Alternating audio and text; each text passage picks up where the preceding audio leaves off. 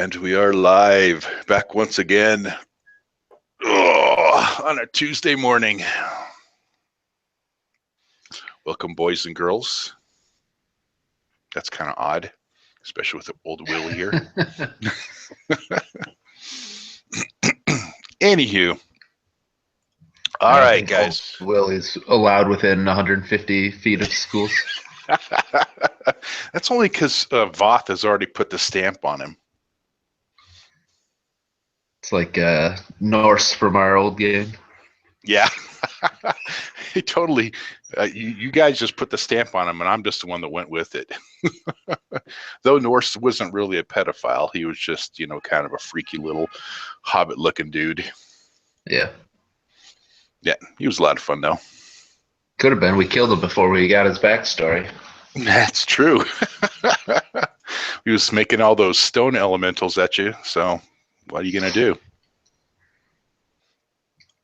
That was actually a pretty fun fight.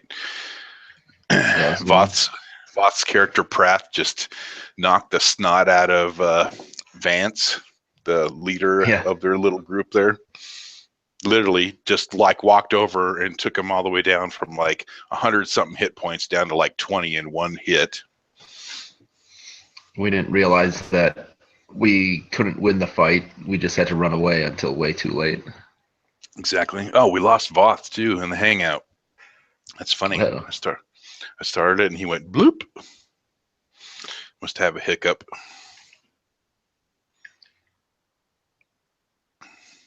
Interesting. Yeah, no, those were fun times. I know we always keep saying that, but it was a lot of fun. Yeah, that was a good one. You know, it's actually a lot easier to plan a 4E session than it is a Fate session. Really? Yeah. Do you think it's just because you were used to it and it's taken you a little bit of time to get used to Fate? I think so. I think so. I think it's just because I had years and years of experience of playing and DMing in Dungeons and Dragons that when you went to Fate, it was a total new thing. So the way I picture it, since we got some time here waiting for Voth, is with D&D, you already had all the rules set out there for you. So anytime you had something to come up, it was just based off the rolls. So everything was about rolling dice. All right. I'm back. Oh, there's Voth. There you are. Hiccup. Had a hiccup. Yeah. Anyway, so I was saying, Matt, everything was about rolling dice. So you didn't have fun in D&D unless you were rolling dice. As we were in Fate, you're not having fun unless you're not rolling dice. It's not true. That's true. That's true, but not the situations that come up. It's kind of like the dice help shape the narrative. Yes. It's kind of like reading a choose your own adventure book. The dice are when it gets to the bottom. Would you like to follow this guy or would you like to chase this thing? You know, that's the dice roll. Right. Where you choose which way the story goes. Yeah. So it's by no means unimportant. It's huge. It's absolutely huge in shaping the story. Right. Your dice rolls led to ultimately the doctor being thrown out of the racing car to be fed to the monster. You know what I mean? Right. That narrative would have never come together if it weren't for a series of failed dice rolls. That's not true. It all goes back to fails. They all go back to fails. Yeah, but the doctor got thrown out of the car because I got compelled to throw the doctor out of the car. Yeah, you dice rolls compelled to throw the doctor out of the car, but your dice rolls overpowered.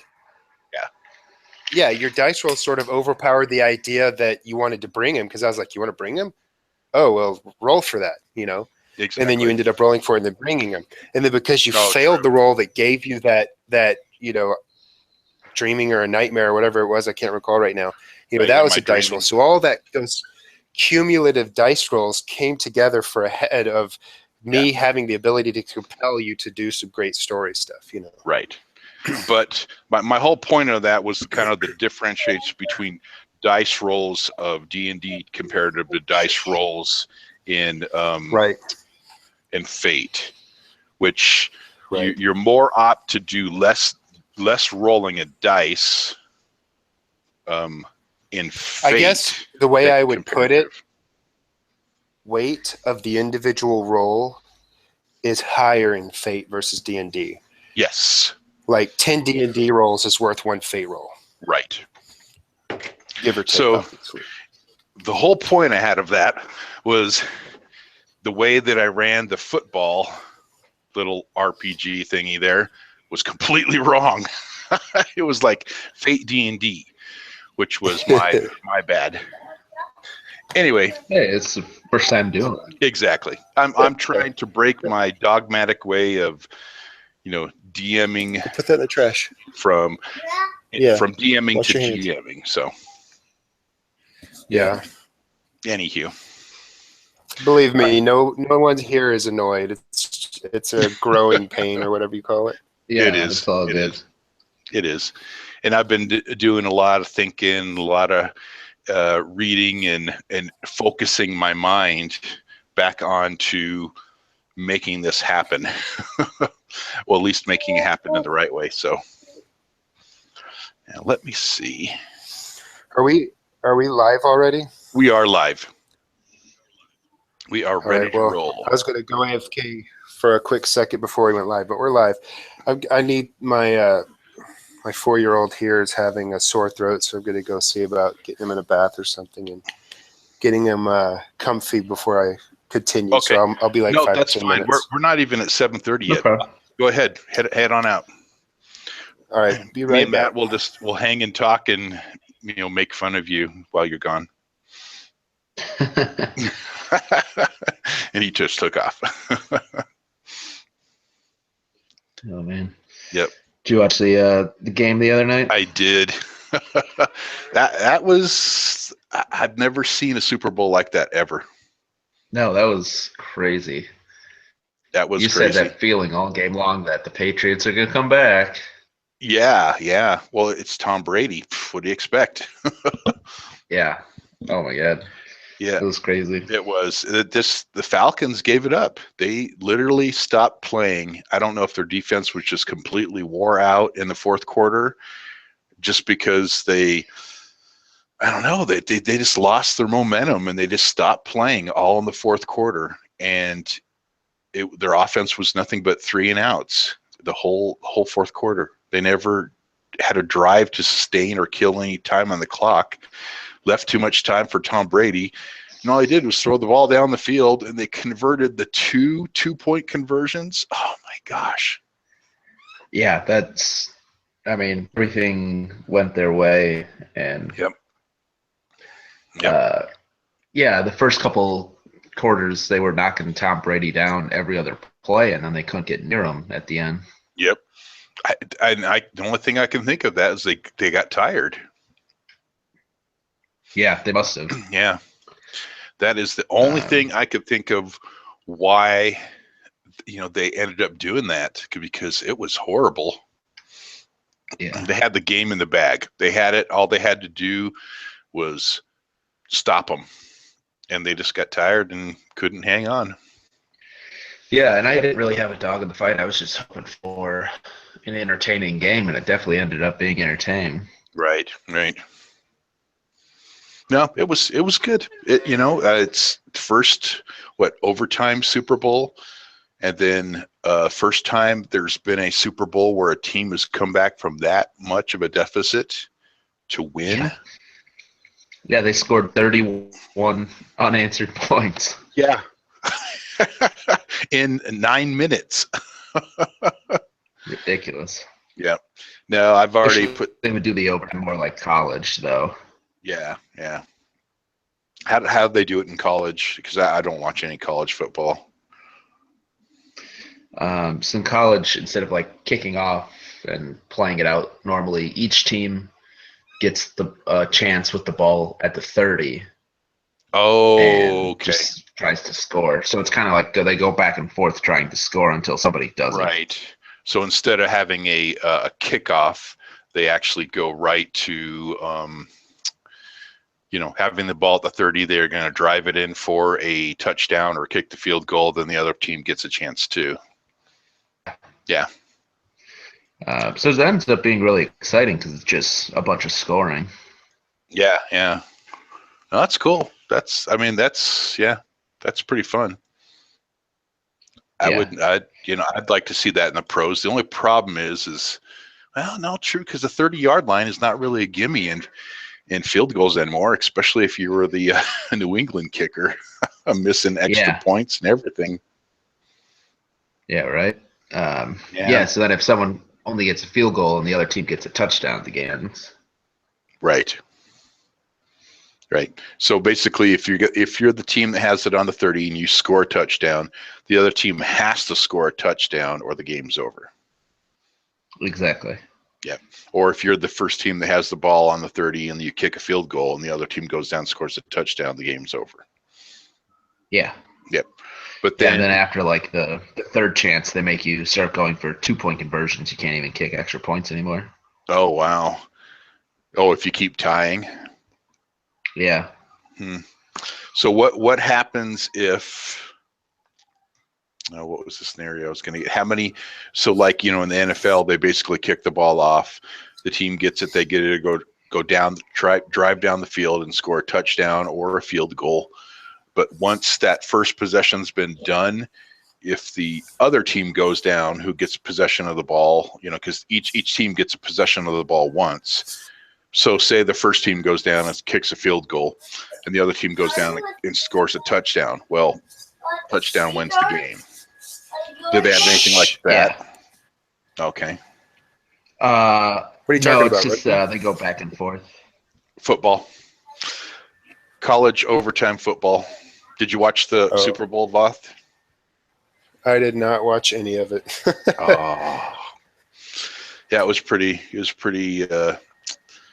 unprecedented. It's a fun one. I expected just a bunch of political garbage. So I just was like, man, I'm done. I'm so over political garbage right now. Yeah. And the funny thing is, there wasn't. Lady Gaga was totally expected to do something political like that, and she didn't. I know. She didn't at all. It was maybe great. maybe her manager got with her and said, keep your fucking mouth shut, because all these people who are going around saying this nonsense are bombing. Yeah.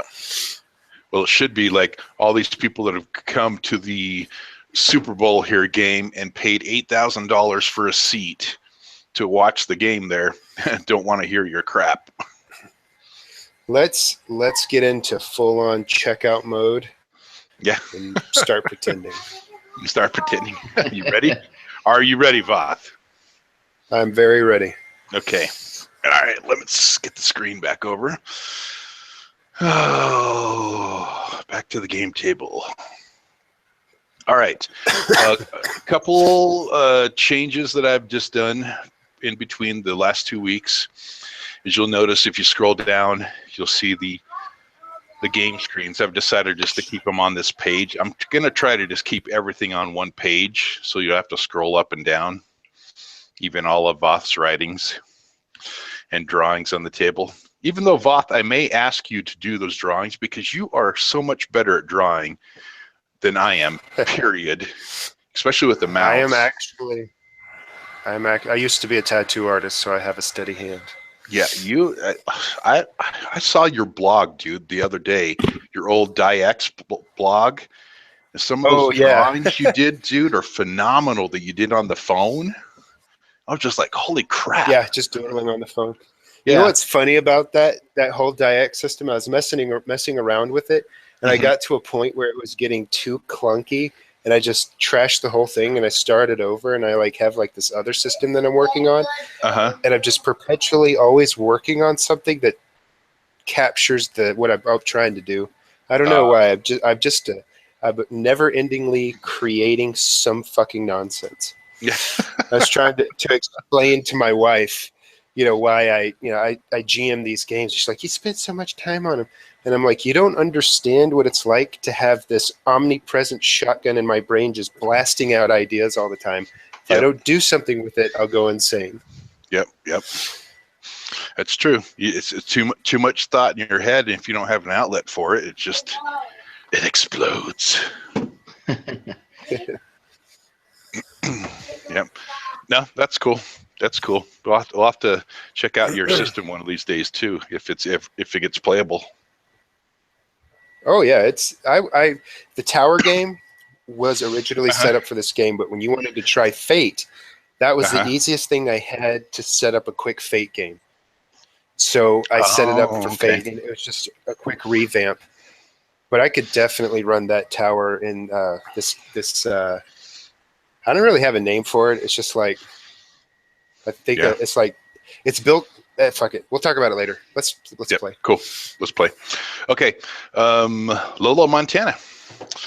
A quick recap of the game, or the intro session. I'm not going to recap the background or anything like that, but we'll just kind of get back into the scenario. What is happening here in Lolo, Montana, not Lola, Montana.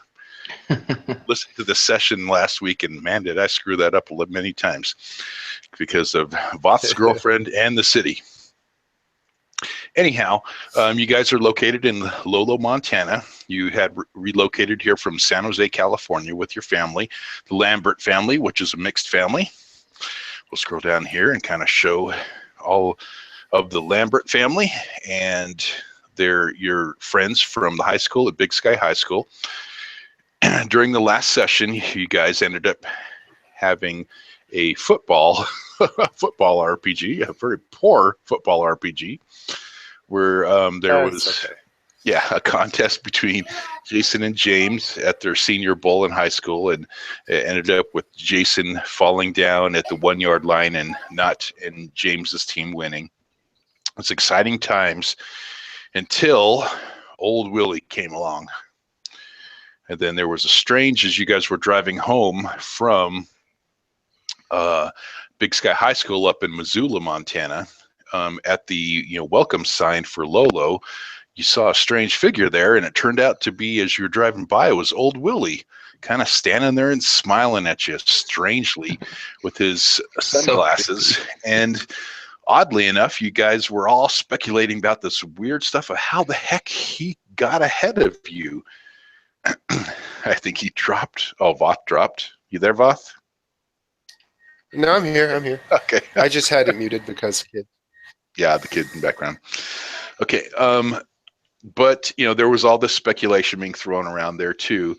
But also within the speculation, you were thinking that you guys had taken off prior to old Willie, but there is a chance that he may have actually got a head start before you. But you don't exactly know. But that is a possibility. In the teenage mind, Weird Willie teleported. Yeah, exactly. In the teenage mind. Okay, so that being said, we'll take you back to the city of Lolo, Montana, where you guys are currently residing. You got home that night after the football game. Oh, first of all, before we go, any questions or any concerns you guys want to bring up at this point? I don't think so. I think we have hashed the hell out of everything in the forums, honestly. Okay. Just want to make sure. I'm dying to figure out what's up with Willie. What is up with Willie? Well, that same drive home, Dee had sent Jason a text message reminding you guys, or reminding Jason, about the party that was going to be happening Saturday night. Let me give you a timeline here too. Fix some of the fixes that we needed to fix from the last session. The first one was the age of Uncle Justice. Where'd it go? Where's my fixes? There they are. Okay. Quickly before we start, Uncle Justice is actually 70 years old. He's a 70-year-old Vietnam vet. In the barn in your guys' family home, Kurt Lambert has a workshop in the barn, like a real nice workshop. high school football ends in mid-October. So the Senior Bowl actually took place on the 21st of October in 2033. Yeah, Voth. All football players are not homosexual. No, not all football players. Just that one guy with the coif. I know. It looks like he should be doing YouTube. It was just funny. I was listening to last session, and every time we bring up a football player, Voth would go, "Yep, totally gay, totally gay, totally gay." Yep. Venus, come on, totally gay. Totally. Well, come on. If, wrestlers would be gay in that sense than football players because they're wearing the singlets. Anywho, wearing a singlet doesn't make you gay. A coif does. A coif. That hairstyle he has is called a coif. I know. I know. I have teenage daughters who are like, "Oh my god, that YouTuber has the cutest coif, and it's frosty tips." I'm just like, he's totally gay. You know he's totally gay, right? Gay. And then like a year later, he comes out as gay, and I'm like, "I told you he's gay. I told you." And totally gay. Totally gay. They had a crush on him. Right. And they're all sad because they had a crush on a gay guy. And the last correction was, I just wanted to clarify that Corlana lives in an apartment complex, doesn't live in the entire complex. That was understood, but I just wanted to make sure that was. She doesn't have like an entire complex to herself that she's living in. She lives in a single apartment in an apartment complex, but you guys do not know which apartment that is. You've never been over to her place or anything like that. That's the clarifications from last session. Alrighty. Moving on. You guys, so the Senior Bowl took place on the 21st, Friday night, the 21st. And if you look up on a 2033 calendar, a futuristic calendar, you can see that those dates are there. So the drive home took the same place on the 21st. And then we are going to progress. You guys get home that night. Nothing really exciting is happening. You're just kind of, tired from all the excitement from the Senior Bowl that happened that night there. And then you're also looking to your little party that's going to take place that next following night. And that being said, your mother has asked you to help your Uncle Justice in the morning over at his trailer, his mobile trailer house, or mobile home, I guess you would call it, in the morning before the night of the party there. So at home the next day, Saturday morning, basically that night prior to,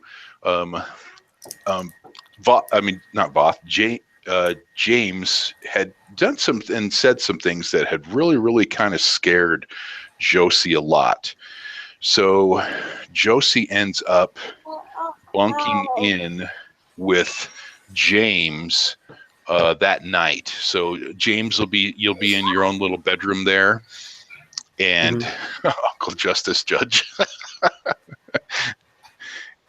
she will come over, and Josie ends up bunking in with James at night. Now this is not something new. This actually happens all the time.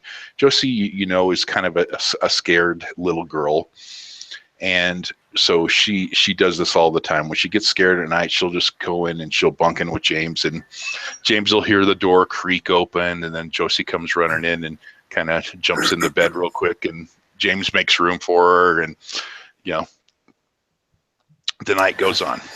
Well, that night, from all the talk of old Willie kidnapping Josie. Oh, you also notice I do have old Willie on the NPC sheet down there too.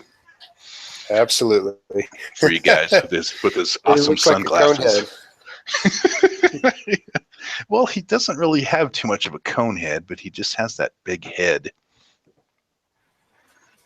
I think it's because the Photoshop elongated the head to cover up the hair. And it just makes it look like he has the biggest melon on the earth. It's true. That picture just shows him so perfectly, just so awkward. Yeah. Anyhow, so you wake up in the morning, and Josie's there with you.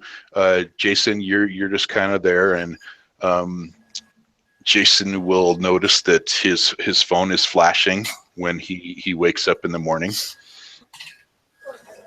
His cell phone is flashing, and there is a text message from Dee, and all it says is, "Hey there, loser," and that's got like the little emoji with the tongue sticking out at you.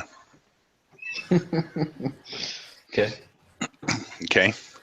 So if you want to start a conversation with her via text, just let me know. Yeah, I'll text her back. Okay. What are you going to say? Jesus, how do teenagers talk these days?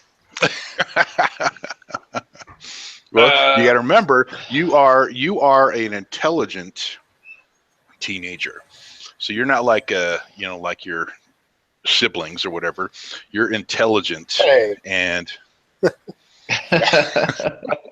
you're not a bastard like not a bastard, but a cocky,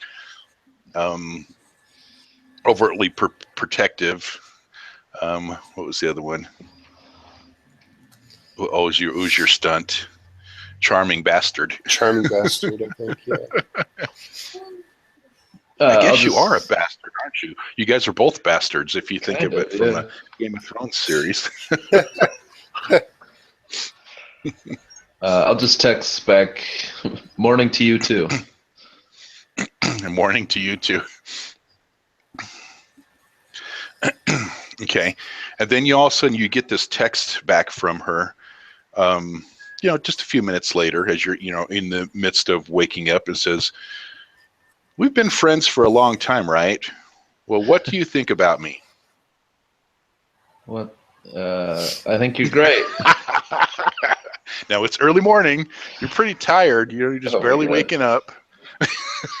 Morning wood. I'm regretting having texted her back already. So I can't pretend that I'm just sleeping still. That's right. That's right. It's kind of a shock to the system. I think you're great. Why? And she goes, "Well," and she texts back, says, "Well, do guys think I'm pretty?" Holy shit.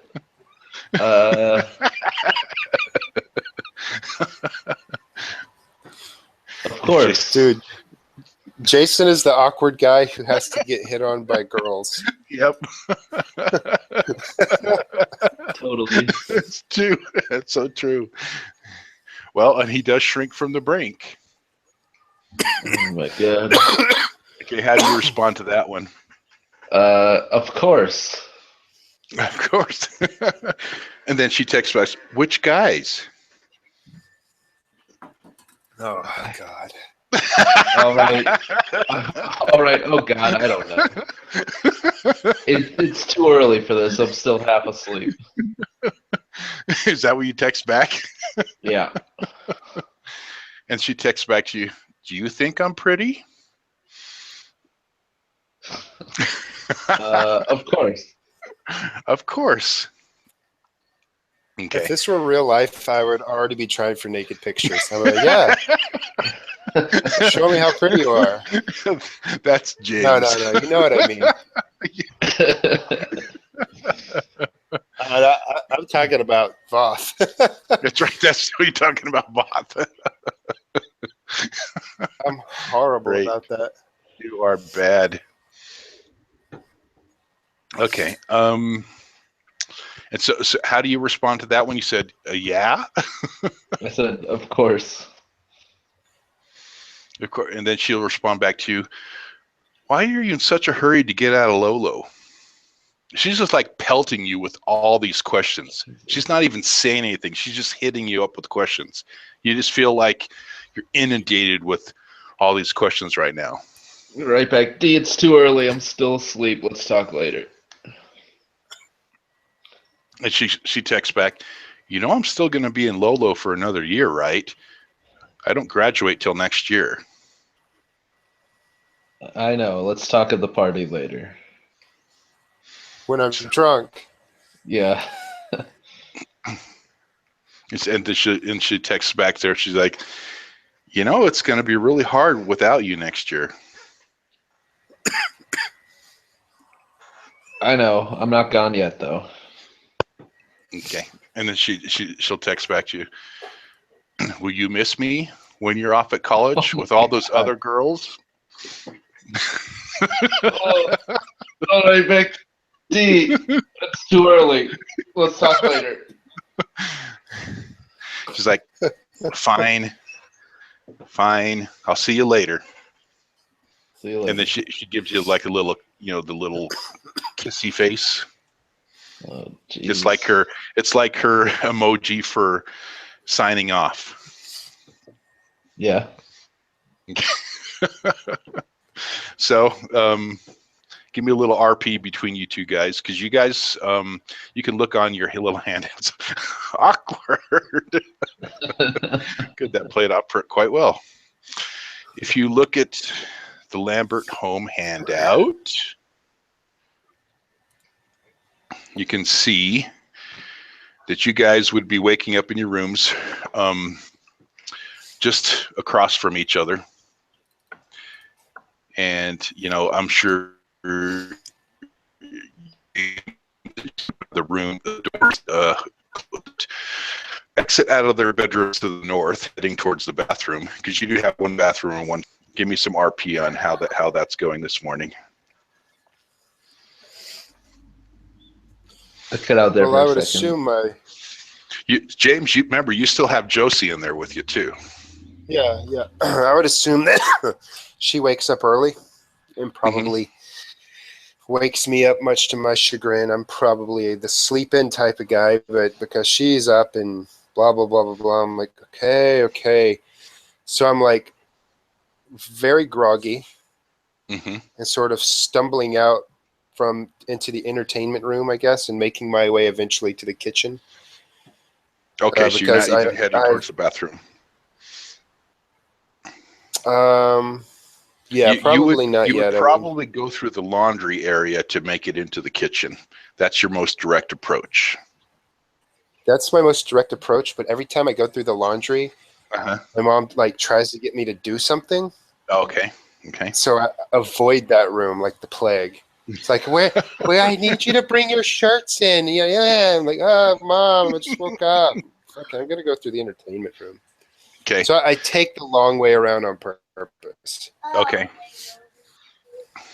Are you taking like Josie back to, she's still zonked out. She was still zonked out on your bed. You just going to leave her there, or what are you going to do? I assumed the little kid would have woke up before me and woke me up, because especially if she's scared. True. Otherwise, I'm not waking up. So I assumed she woke up, and so I'm like taking her to get some breakfast or something, and trying to get her to detach. Okay. Detach. Kind of like when those little fish, those sucker fish that attach onto the sharks. I was thinking more like my 2-year-old when she's sick.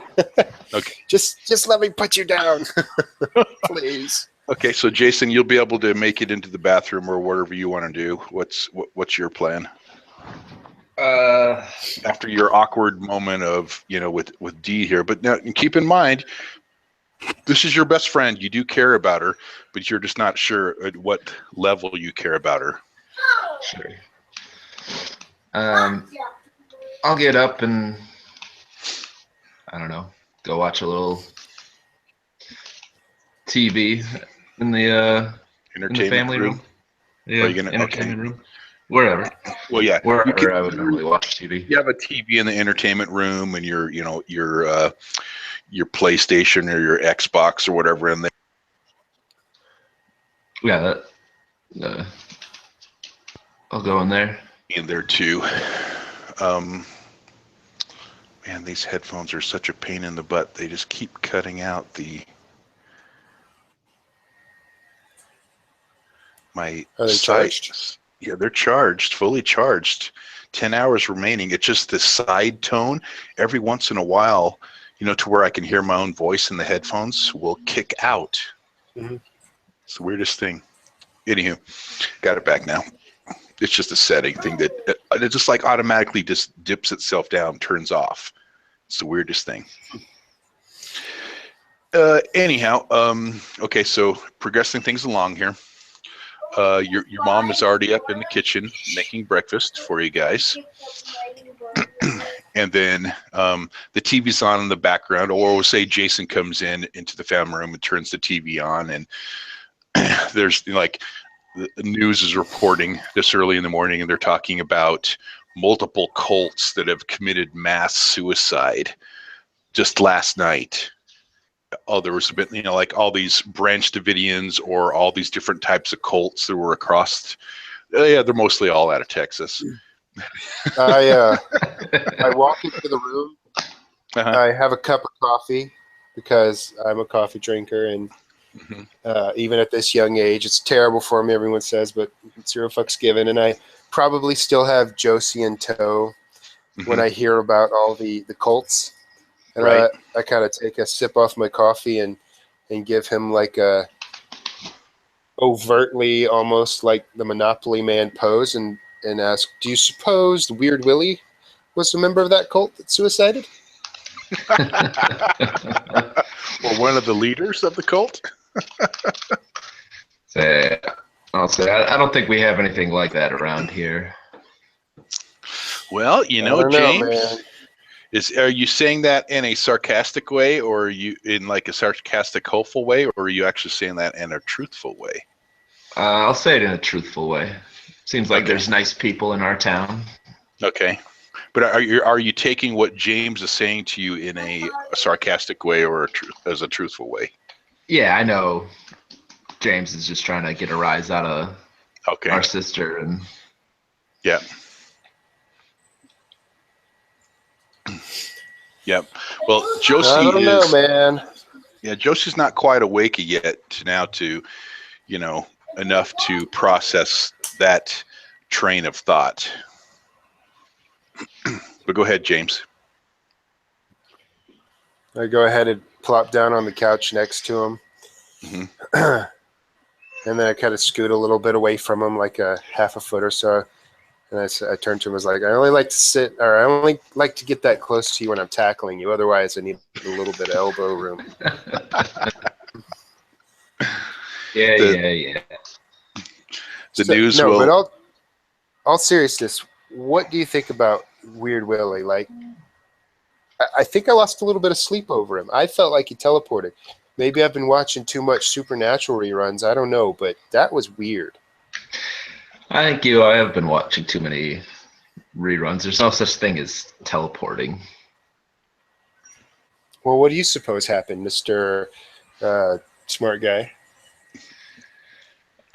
He must. I mean, there's got to be a reason for it. He must have just left before we did, and then he's a weird old dude standing out in the rain. I don't know why he was standing there, but obviously he left before us. Did you see how he stared at us and sort of giggled in his weird little pedophilic, like, weird way? It was creeping the fuck out of me. He's probably the crap out of me. Dementia. He needs help. We should see if we can put him in a home. Or the ground. That's my vote. Can't believe you're scared of a little old man.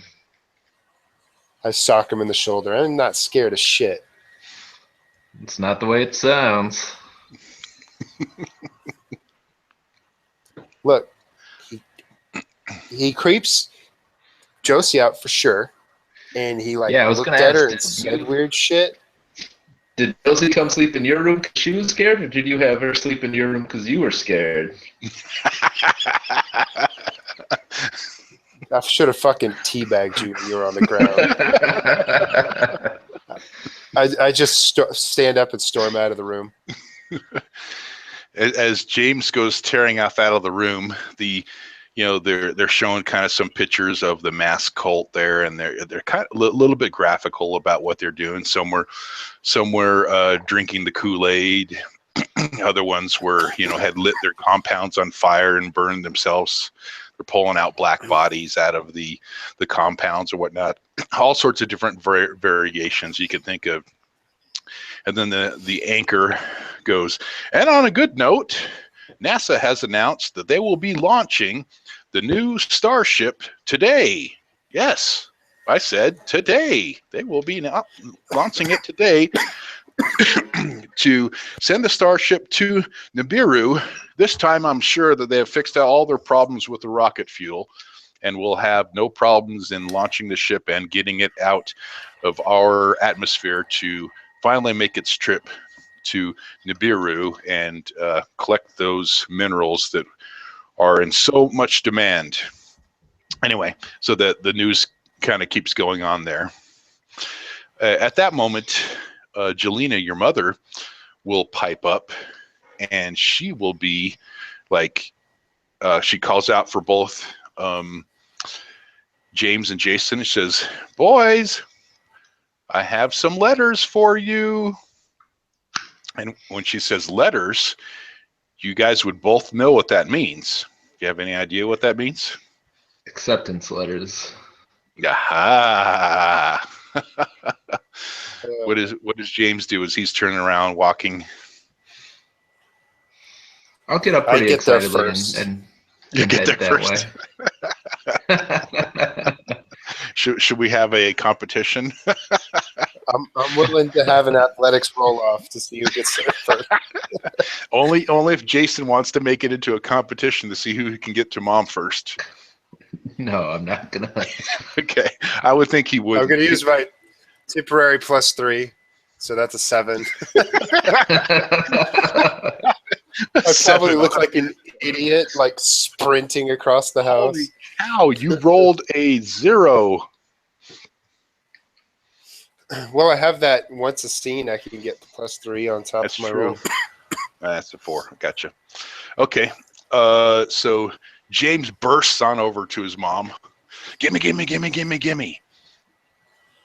I tear it open. I try to get mine open and readable before Jason gets over there. Okay.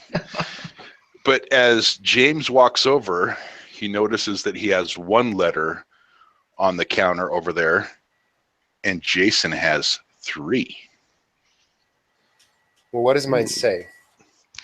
Yours says, as you're looking at the letter, the outside of the thing, it's from Stanford. See, that doesn't bother me because I was obsessed with one school. Yes. And I know he's just like bouncing around to the dregs, whatever Exactly. he can get. I'm going to Stanford. You're going to Stanford. Back to San Jose. You open I up rip the letter, it open and you start reading through. As fast as I can. In short, full ride scholarship to Stanford. I hook one thumb through the waistband of my night pants and hold my other hand up with the acceptance letter, and I start moonwalking back towards Jason as he walks into the room.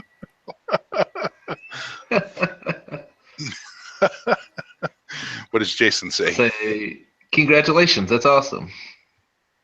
Oh, so you know what my moonwalk meant. Thank you. Bam. You only do that when you're excited.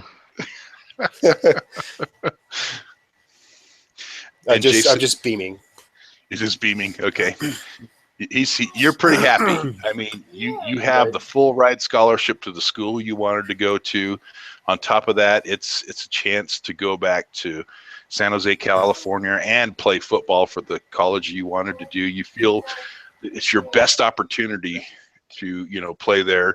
And then, with your big aspirations to head into the NFL and be this, millionaire or whatnot, play for Tom Brady or something like that. Jason, you make your way over to the counter. I need a short AFK. I apologize. I have to go wipe a butt. No problem. We'll play Jason at this time. And your mom is there, cooking some breakfast, and she kind of smiles at you with her motherly smile and points to the 3 letters sitting on the countertop. And she's like, walk over excitedly and open them. Okay. You notice that there is a letter from Duke, Syracuse, and Florida State. Which one would you like to open first? Let's do Florida State. Florida State. Okay. So he grabs the Florida State letter, rips into it, rips it open. Full ride scholarship. Wow. Awesome. Yeah. How does Jason react?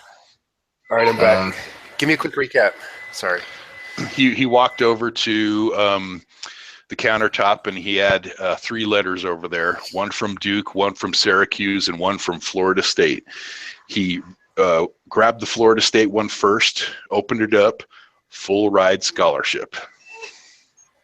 Nice.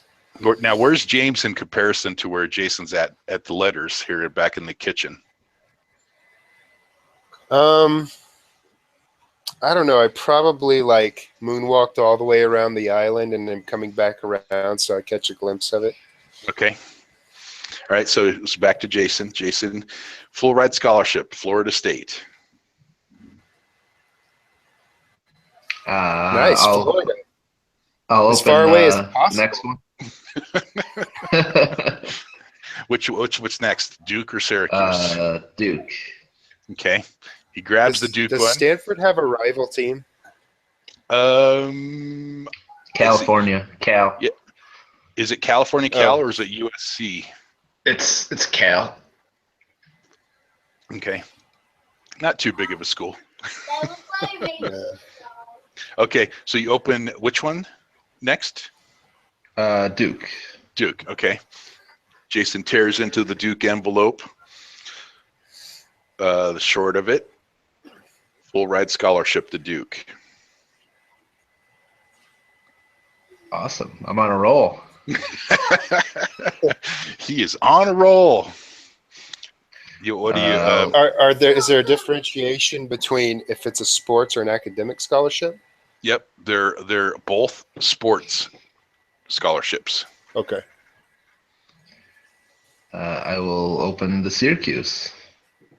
Opens up the Syracuse. Full ride scholarship. Your mom is I like, got choices. It's like, Jason, don't keep us in the dark. What is it? I got full rides to all 3. Well, you can only go to one, doofus. Start at one, go to the other. Maybe undergrad at one, grad school at the next. So what are you going to do when you get sacked at one? You're going to move to the next one so you can forget it? Yeah, I think Jason would be like picturing in his mind here right now, which is the school that won't play Stanford? Yeah, right. Of those, it'd be Syracuse. No way. Yep. I guess I'll have to go visit all of them, see which one I like the best. Yep. Her to come wandering in is like, what's all the commotion out here? Do we like Kurt? Who said that? Yeah, you guys like Kurt. Okay. Your stepfather. Yeah. I come circling around the island, still moonwalking. I'm just working on my moonwalk, for when I make lots of touchdowns and stuff. At Stanford, and I hold up the sheet to show him. And Kurt's like, let me see. Really? Stanford? Oh, yeah. And I continue moonwalking past him. I've been going for like 5 minutes now. Okay. He looks over the letter, the acceptance letter to Stanford, and he's just like beaming. He's like so proud. One of his sons is actually going back to his alma mater, his school where he graduated from. And then he looks down, it looks over at James and says, James, I'm so proud of you. That is going to be awesome. And then he'll turn over to Jason. I appreciate it, Kurt. And says, Jason, I heard you saying you got full rides to 3 schools? Which ones? Yes, sir. Florida State, Duke, and Syracuse. Oh, wow. Really? All 3? Yeah, we're gonna have to go on some visits. Sounds interesting. I vote Florida State personally.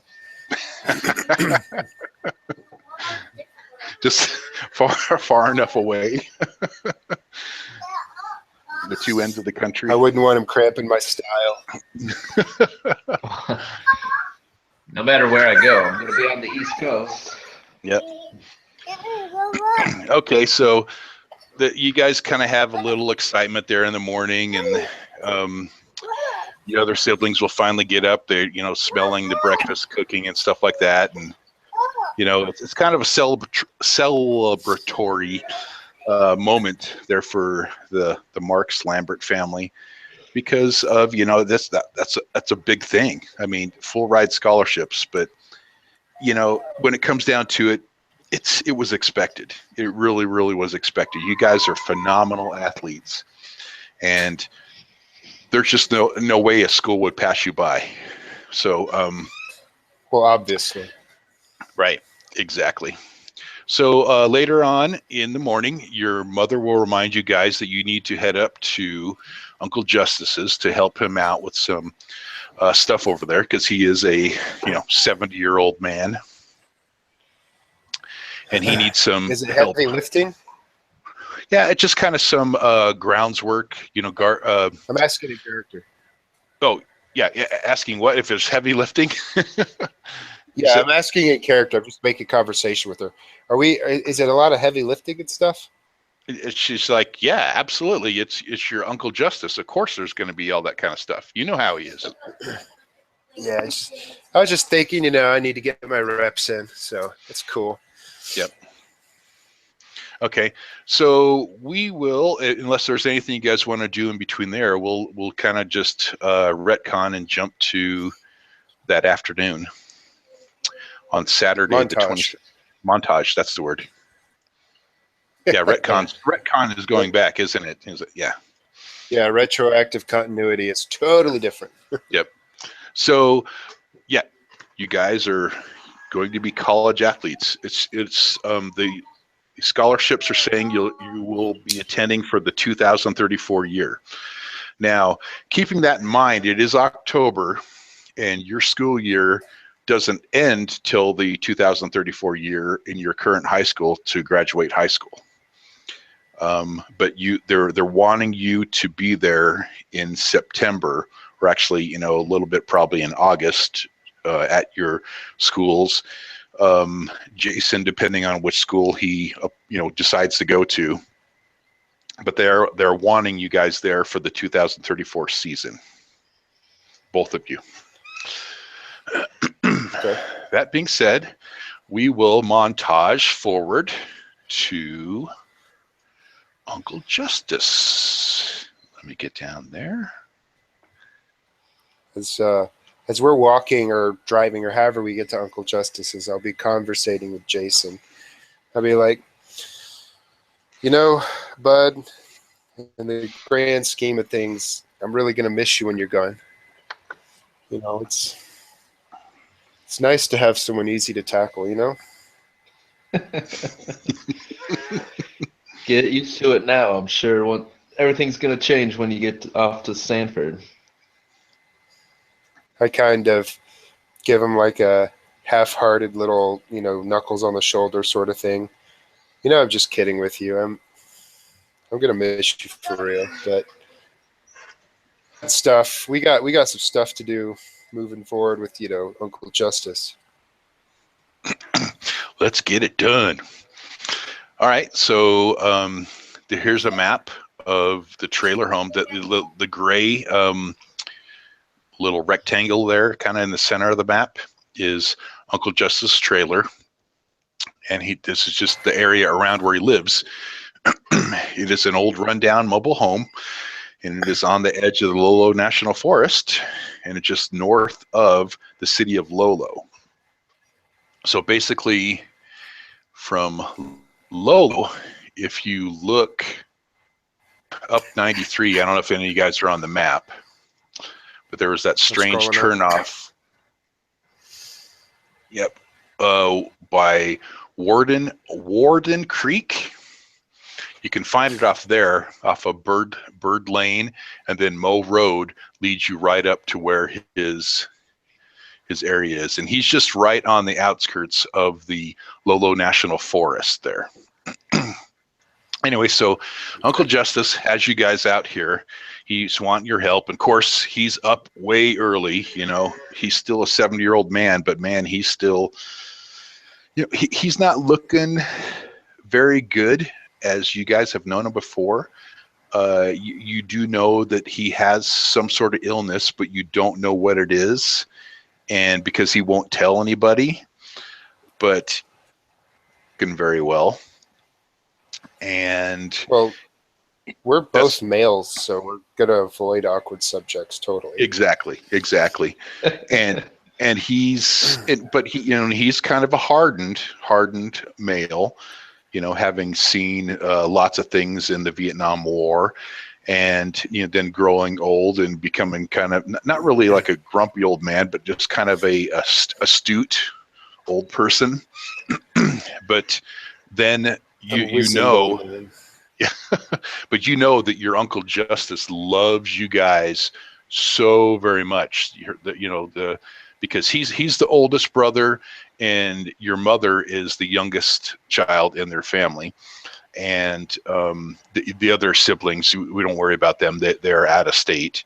They don't live in Montana, but he really loves you guys a lot, and he loves the family a lot. And having you guys move out to Montana with him was been a big joy in his life. And he loves having you guys around. That's why it's almost like an every other weekend thing. He'll have you guys come up and do some help with him, just to spend some time with him. And, and then he gets a chance to share all his conspiracy theories with you. So as you guys are out here working around his area, lifting things, moving things around, pulling some weeds, and, just kind of doing some maintenance work, Uncle Justice will be kind of talking to you. What's crack-a-lackin'? What's crack-a-lackin'? Good, boys. How you guys boys been? I heard you had a pretty amazing football game last night, and it's a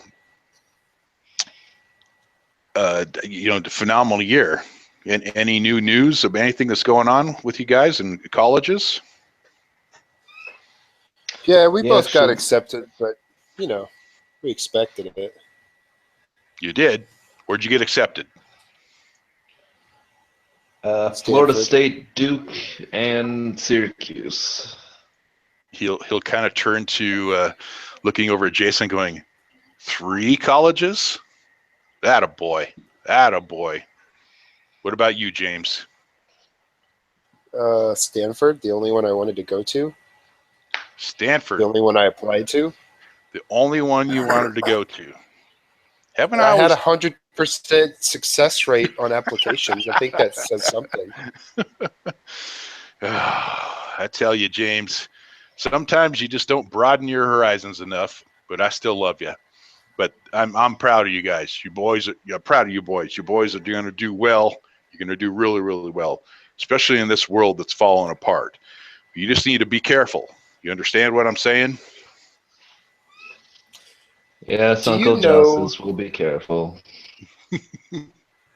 Jason, stop. Do you know about Weird Willie, the old man who looks like a conehead and always wears that creepy orange shirt and sunglasses? Absolutely. What about old Willie? He's a good man. Good man. What do you know about it? Because, I don't know, he comes off as like a pedo creeper guy, and he was hanging out on the side of the road, waving at us creepily. I don't remember if he waved. He was just creeping me out. And Josie, what? Old Willie was at the side of the road waving. What are you talking about, James? What are you talking about? James got scared last night, and he had some nightmares. Now he's trying to figure out what's going on. Okay. Shut up. I didn't have nightmares. But he was at the game, and then we left. I swore we left before him, and then we're like, 10 miles out or something, and then he shows up on the side of the road in the middle of nowhere ahead of us, and it is just like staring at. I felt like he could see me through everybody else in the windows, even though we're driving past it fast, just stared at me. James, boy, calm down. Calm down. Old Willie has been here in Montana for a long time. When I mean a long time, I mean a long time. Oh, that makes it so much as long as Thank you. His family has been in this area for a long time. So I don't know what boggle you're having about Old Willie, but Old Willie is a good man. He is a good man. He's done wonderful things for here. And it is. Okay, why does he wear sunglasses at night? I don't know. Couldn't tell you. See? Don't you think that's a little weird? I don't think it's weird at all. I've seen a lot weirder things. Let me tell you about weird. How about James. Teleporting? Let me tell you about teleporting. Well, that's a very real thing, James. Don't even dismiss it at all. It is a very real thing. It happens all the time. Let me tell you about it. Have you ever heard about the shadow people? Shadow people? The shadow people. They teleport from all Slugterra? the time. Huh? From where? It's a cartoon I watched when I was little. Slugterra. There's shadow people and they can teleport. No, he's like, shadow people are from a different dimension. They don't exist on this plane with us, but they can teleport in and out of our dimension at any time they want. Justice, what are you talking about? Do they have cone heads and wear sunglasses at night? Yeah. You'll know that Uncle Justice is kind of going in and out of one of his conspiracy theories of, something that he has heard on Coast to Coast AM before, and he likes to go on these rants about certain subjects. And when you bring up strange things like this, like James just brought up, he always seems to turn it back into one of these rants. Okay, go for it. Rant. Rant. Well, he's like, no, James, they're shadows. Shadows can't wear sunglasses. How can that happen? Can they take like human forms? Yeah, they're in human form. They're just shadows.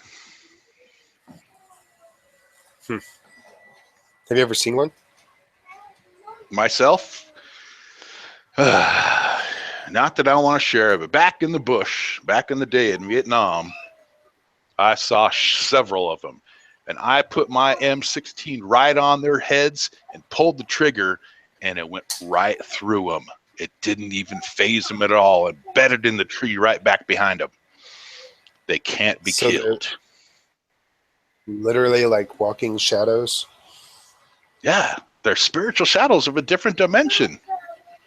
And so you're trying to tell me that Old Willie is a shadow person from a different dimension that he teleports? No, I was asking you. You're the expert. Oh, okay. Oh, no. Jason doesn't really believe any of this, but he doesn't want to be disrespectful, especially when his uncle's talking about Vietnam. That's true. No, so he's just sharing his theories with you and trying to convince James that James is just out of line. He said, "Come on, boy, get focused back into reality here. Old Willie's an old man. He can't teleport. He's human. There's only other things that can do all that teleporting. There is the Iridian people, the reptilian people that live in the center of the earth, of our hollow earth." Right. I've heard about that stuff, Alex Jones crap, but I don't know if I believe it. Alex Jones is a political buffoon. Is that in character or out of character? That's in character. He's a political buffoon. He doesn't quite know what he's talking about. He's just piggybacking on what George Norrie is saying. This is just ridiculous that Alex Jones, he's not a real reporter. Alex Jones was on Joe Rogan. That's the only way I know about him, okay? Says, boy, you need to start listening to 11:30 at night. Be listening to some George Norrie. He'll let you know about everything. Does he have a podcast? He does. But you got to pay monthly for it. Oh, woo. Yee. Yeah. Can I borrow yours? Do you get a job yet there, James? Yeah. I didn't touchdowns. think so. That's my job. I didn't think so. You know what the thing that drives people in this world is working. Cars. I don't care if you got a full ride scholarship. You should still be working. Look, I plan on working for those touchdowns. That's all I'm saying. For those touchdowns. While this ranting's going on, you guys are still kind of clearing out things, doing some stuff there, and you'll notice that Uncle Justice is getting kind of tired, so he's kind of hanging back a little bit, resting while you guys are kind of finishing up all the stuff. And he's, it just begins a tirade of rants. Not really rants, but him explaining all these strange things about Bigfoot, about Sasquatches, giants that existed on the earth, the Illuminati, the Digerati, all sorts of different things. What the hell is a Digerati? Digeratis are a digital version of the Illuminati. Basically, he's calling the New World Order the Illuminati, and then he starts discussing. He turns it into how the Digerati are possessing our minds through our cell phones and our computers and all this digital information, and soon they're going to be putting chips in our bodies and turn us into robots. We're all going to have robotic arms and all these different things. He's just going, he's all out now. It's all out on the table. He's like, hey, look at Planet Nibiru. That happened. That was being discussed for years prior to. And look what happened. How do we know it's Planet Nibiru? I mean, couldn't it be like Planet Bob's your uncle, and we just call it Nibiru because it seems to have a confirmation bias? You know what I'm saying? Okay, explain this to me, boy. How could the conspiracy theorists have been calling it Planet Nibiru for years, and it comes by, and all of a sudden NASA decides to call it Planet Nibiru. And you know what lives on? You know what comes from Planet Nibiru? The Shadow people. I don't know. Not the shadow people. Worse, the Anunnaki. You know what the Anunnaki are, boy? What the heck's that? It's those aliens. Those gray aliens with the big eyes. That's the Anunnaki. They are here. They're already doing experiments on us already. All the crop circles and everything. It's all experiments. They're killing all the cattle and doing all these experiments on them. They steal people. They take them up into their spacecrafts. Man, they're doing anal probes. Uncle Justice, we got enough weird stuff to worry about with all this other craziness. Do you see all those cults on the news this morning? Boy, this is not craziness. Have you not seen what's happened here in the last few years? You call that craziness? You ain't seen craziness. Okay, Uncle Justice. I was in the middle of craziness while your mama was still wiping your bottom. I know, Uncle Justice. What was the question you asked, Jason? Before you sent Justice on a tirade? If you'd seen the news this morning with all those cults. Yeah, he's like, no, I didn't. Well, you know, I don't have a TV in here. I just have my radio and my ham radio. I guess a bunch of cults down in Texas all killed themselves last night. Interesting. Cowards. Yeah, I don't know. World's getting crazy. The world is getting crazy. But he kind of stops for a moment, takes a big deep breath, turns back over to you guys and looks you directly in the eyes. And he says, well, you know, boys, if the crap hits the fan, you know I'll be there for you, right? You know that, right? We know, Uncle Justice. Okay. I just want to let you know that if it does, I will send word to you. You will know what to do. Understand? That's all I'm going to tell you. But you will know what you do. I will send word to you one way or another. He looks at Jason and says, Jason, you're going to have to be smart. You're going to have to pick up. James, you're going to have to be strong. And you're going to have to hold the ground. Understand? I don't think anything crazy is going to happen, but sure. Okay. I just want to let you boys know that. You will not be forgotten. Oh, you're back? I didn't know you were gone. Man, that was a rant. That was a rant. Well, and it ends off with Uncle Justice turns to you guys and he kind of makes you a promise that if the shit does hit the fan, that he's going to be there for you no matter what. And if things get real bad with the, because one of his rants is about the New World Order and how it's, taking apart our Constitution and how it's just going to get worse.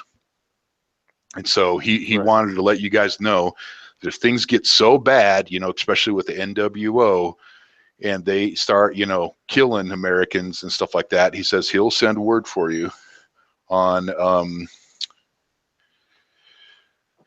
how to. Does Uncle Justice have guns? Does he have what? Guns. Like in character, would we know if he has guns? You don't know if he has guns, but you know he has guns. Well, you've never seen him. I know it's illegal. Right. But now also one bit of information that you will know is that you guys do have guns at your house. And when I mean guns, minimal guns, just like your Kurt has made 72-hour kits. Anytime you guys go out at night or going away somewhere or something, anything that you're taking you away from your home, he always makes you guys bring your 72-hour kits in the car with you. But then they hide them, okay?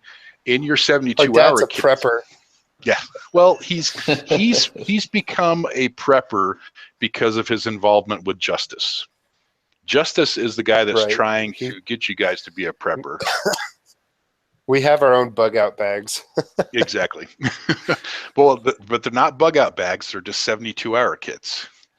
And in that 72-hour kit, you do have a 9mm pistol. Nice. Yeah, which I'll show you here in a little bit when we kind of get to that spot. What if we get busted? Like, how dangerous is it to carry that around with us? If you get busted, it is a federal offense. You will be thrown in jail. Because and our dad's cool with that? Yeah, because he would prefer. Are we rural and weird? Like, not weird, but yeah, you guys are in segregated enough from society that it wouldn't be like correct. There's not like New World Order Mounties and shit riding down the road. No. Because at this point in time, remember that the New World Order, the NWO, has pulled back from the major cities because of the unity of the country and given law enforcement back to the local authorities. So back to the regular police departments and stuff like that. But that being said, if you get caught with a firearm, they will turn you over to the NWO to be prosecuted federally. Okay. So hence why you feel, both Jason and James feel, that Uncle Justice has guns, though you've never seen them. You just feel he would have some. But they're definitely not in his trailer. They're definitely not on his property. So you have no idea. He's not flaunting them, but we assume he has them. Exactly. It's kind of an assumption.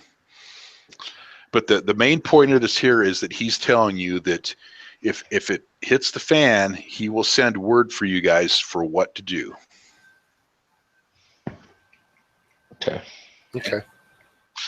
So anyway, so you'll go on through the afternoon working with us, Uncle Justice, and get you guys stuff done.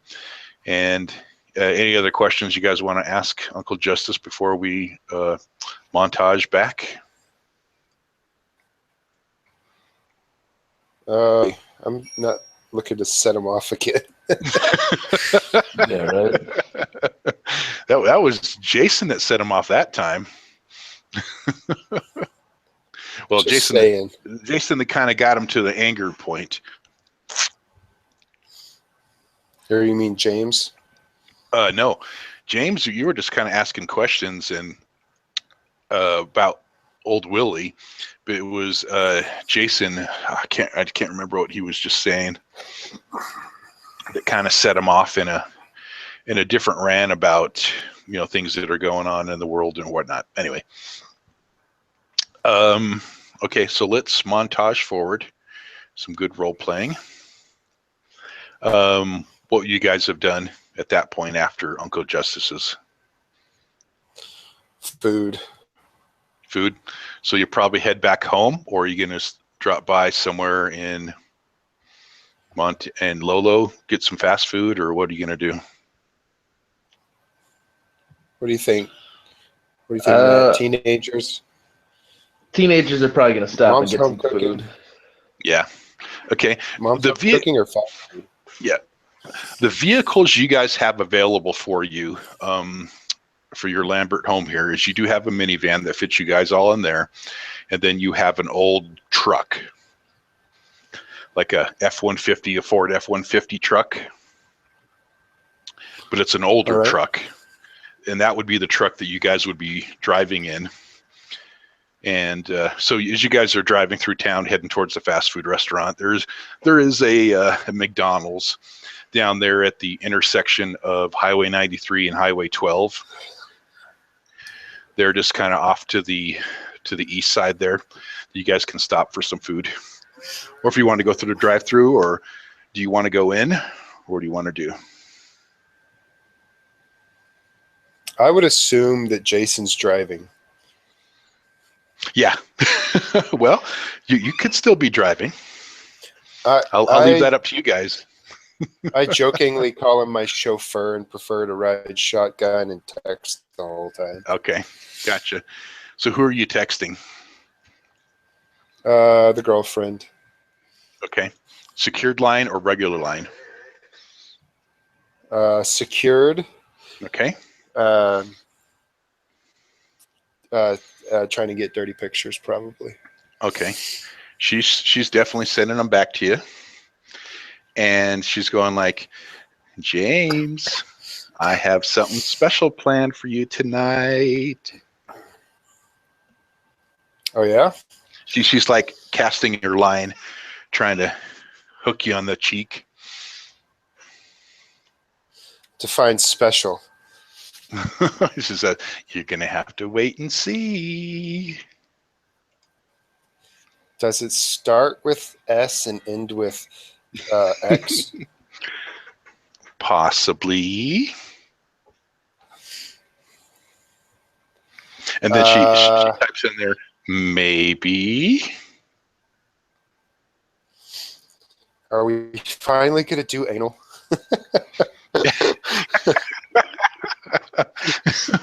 And she's like, finally? There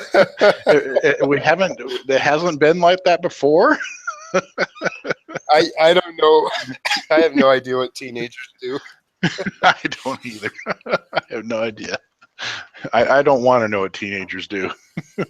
So we'll leave that up to your mind, what you and Lola have done. We'll say that you guys have been sexually active for the last year and a half. Basically, whatever our boundaries are, I would be pushing them because that's what I do. Okay. With Lola, there are no boundaries. There's always boundaries. You got to find them. She is explorative and outgoing. So then we'll put it this way. James and Lola are exploring to find the boundaries, but you have not found them so far. Okay? All right. But now don't read over my shoulder, Jason. Right. But now, James, you would know that as you're pushing more of these boundaries, she's falling more and more in love with you as you're doing all this. Okay, because of her aspect will trade sex for love. So she's feeling that as you're exploring and doing all these new things to her and having her send you pictures back and stuff like that, that you are falling more in love with her as she's falling more in love with you. Is the feeling you would have. So I flick through some pictures and I kind of giggle, not overly boyishly, but a little bit of boyish in there. And I turn to Jason. I'm like, this chick is so in love with me. I could get her to do anything. What a bastard. I think we're going to start calling you Ramses. Or what was his name? Not Ramses. What's the guy on the Game of Thrones? Oh, no idea. the bastard. Yeah. The one that was from Ramsey. Ramsey. Yeah. Yeah, it was Ramsey. It was Ramsey. We're going to call you James Ramsey Marks. So have you made any progress with Dee? You know she's totally into you. Like, you could be in that tonight, like at the party. Tell you what, I will wingman you all the way to home base. Now, I'm not going to be there. I don't want to watch. That's weird. But you know what I'm saying, right? No, it's not like that. We're just friends. Please. Dude, you get giddy around her, and anytime she tries to flirt with you, you get all weird and introverted because, look, I know you, dude. Are you still a virgin?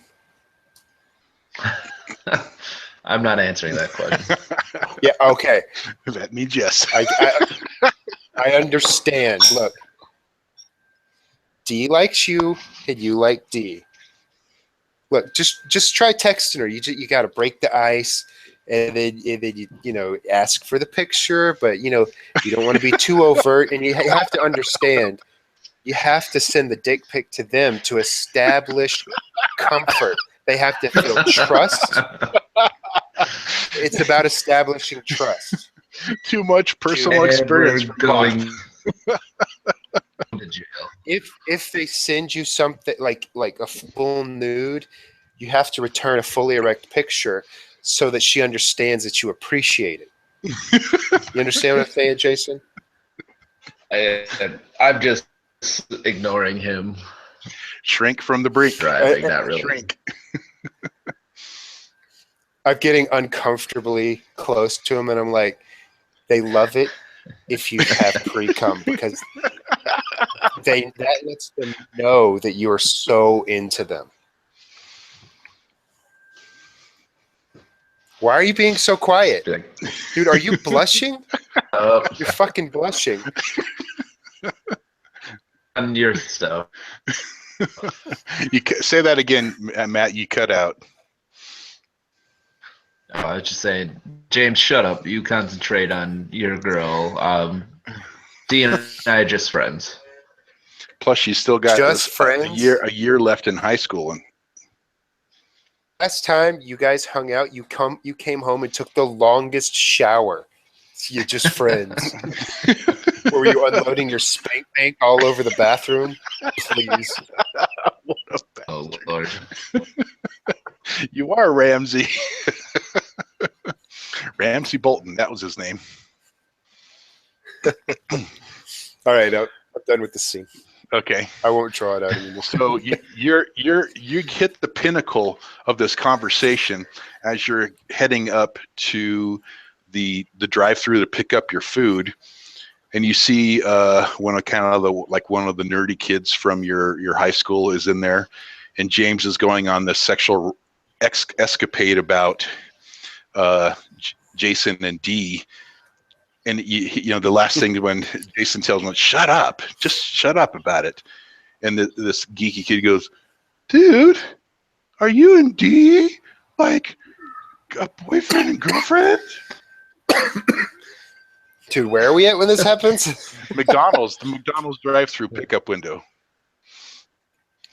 Dude, oh, so he's like the checkout guy? I think Dee and Jason are boyfriend and girlfriend.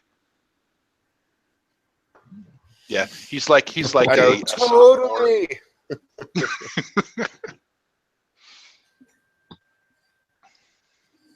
Oh, we're just friends. Why is everybody so curious about this? Why is somebody curious about this?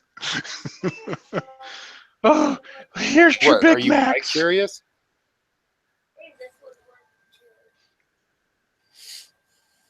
James, you're pretty cool, dude. You're like awesome at running and look. I'm not football. pretty cool. I'm extremely cool. Extremely, tremendously cool. Okay, can you sign my McDonald's hat? Can I Sure. get your autograph? Can you pass me his hat there, Jason? He'll pull his hat off his head and kind of stick it out the window to Jason. I'll pass it, but there's a lot of eye rolling going on. I actually keep a Sharpie on me just in case. Probably haven't used it that much, but I'm totally full of myself. And I just write something to the McDonald's kid, James, and then pass it back to him. It says, "My name is Micah Shawarskis." I'm just going to put Micah because that sounds impossible to spell. Shawarskis. Micah And then I Shawarskis. pass it back to him. Can you write it out to Micah Shawarskis, the #1 fan, Jedi fan?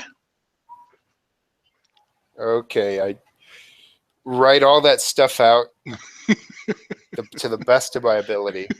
And I kind of get purposely a little bit scribbly with the cursive for the letters I don't know.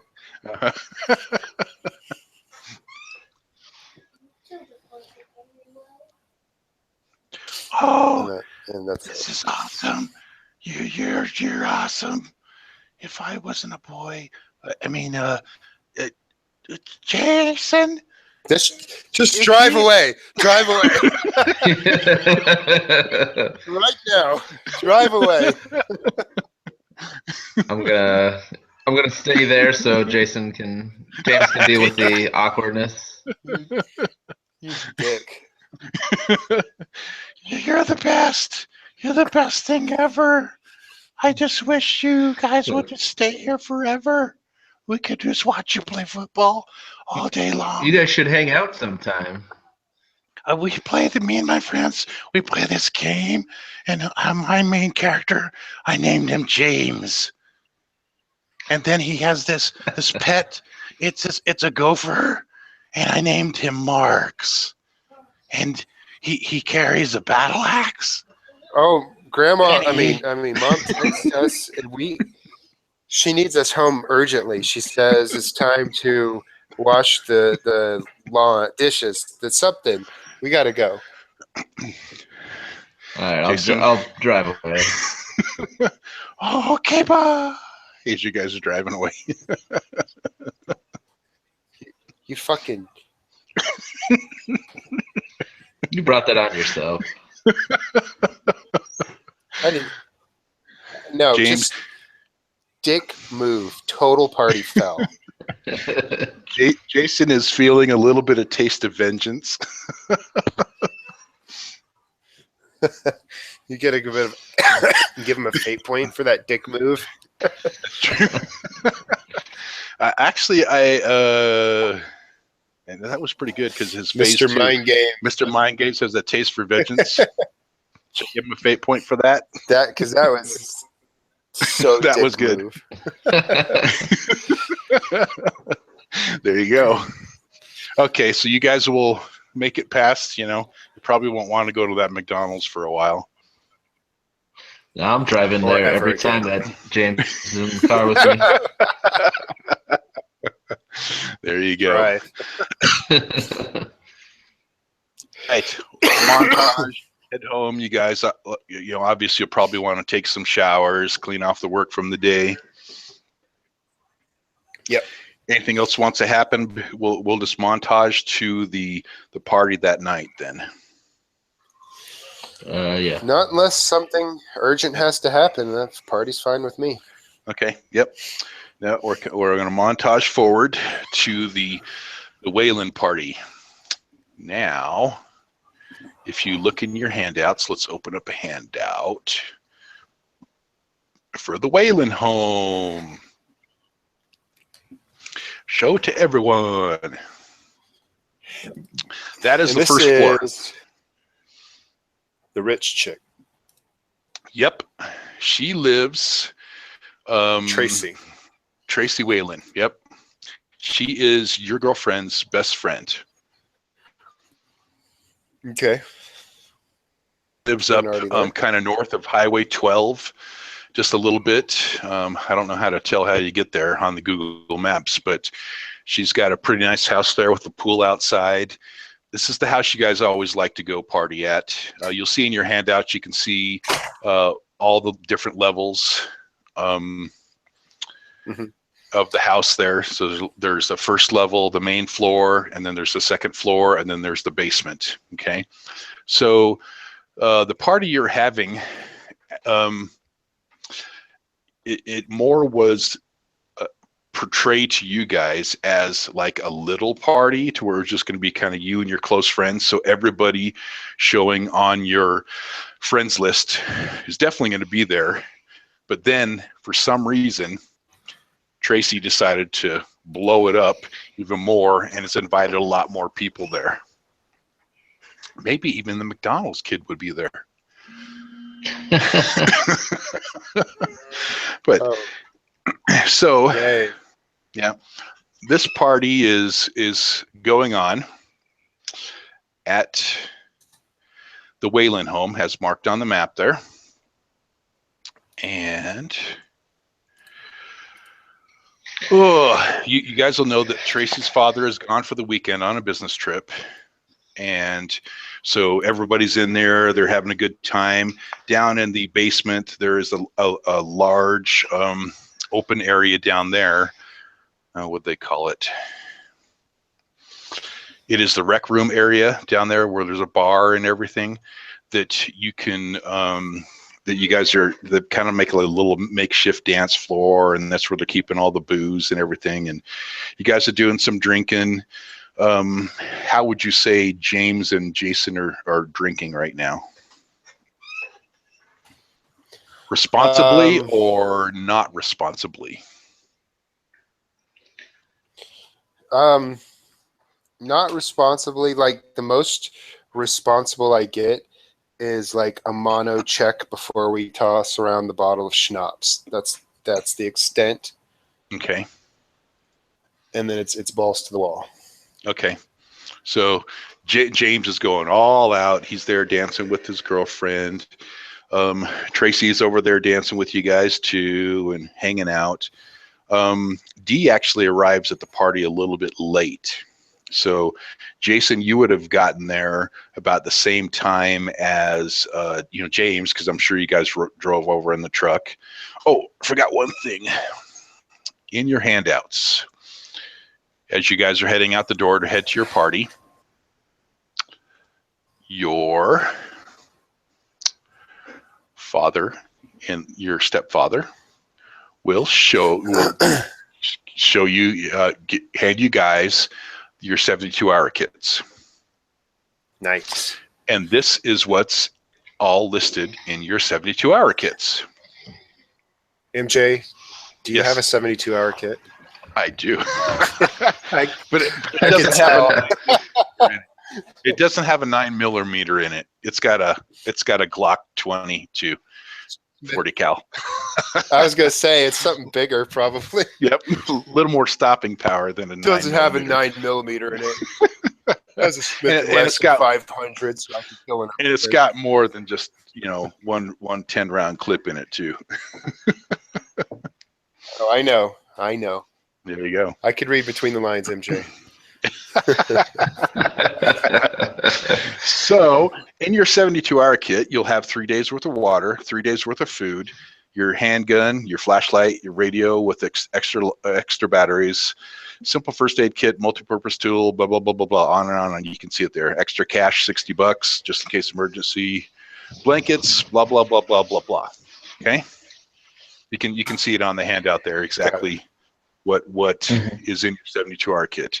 Kurt would have sent you out with this when you guys were leaving. It's kind of a standard procedure he does when he knows you guys are going to be out and or possibly gone for the night, because you're 19 years old now. It's your senior year. You are actually adult age, and your parents treat you as such because, well, more of, I guess they would treat you as such because they know that Jason's a little more responsible and keeps James sort of level-headed to some certain extent.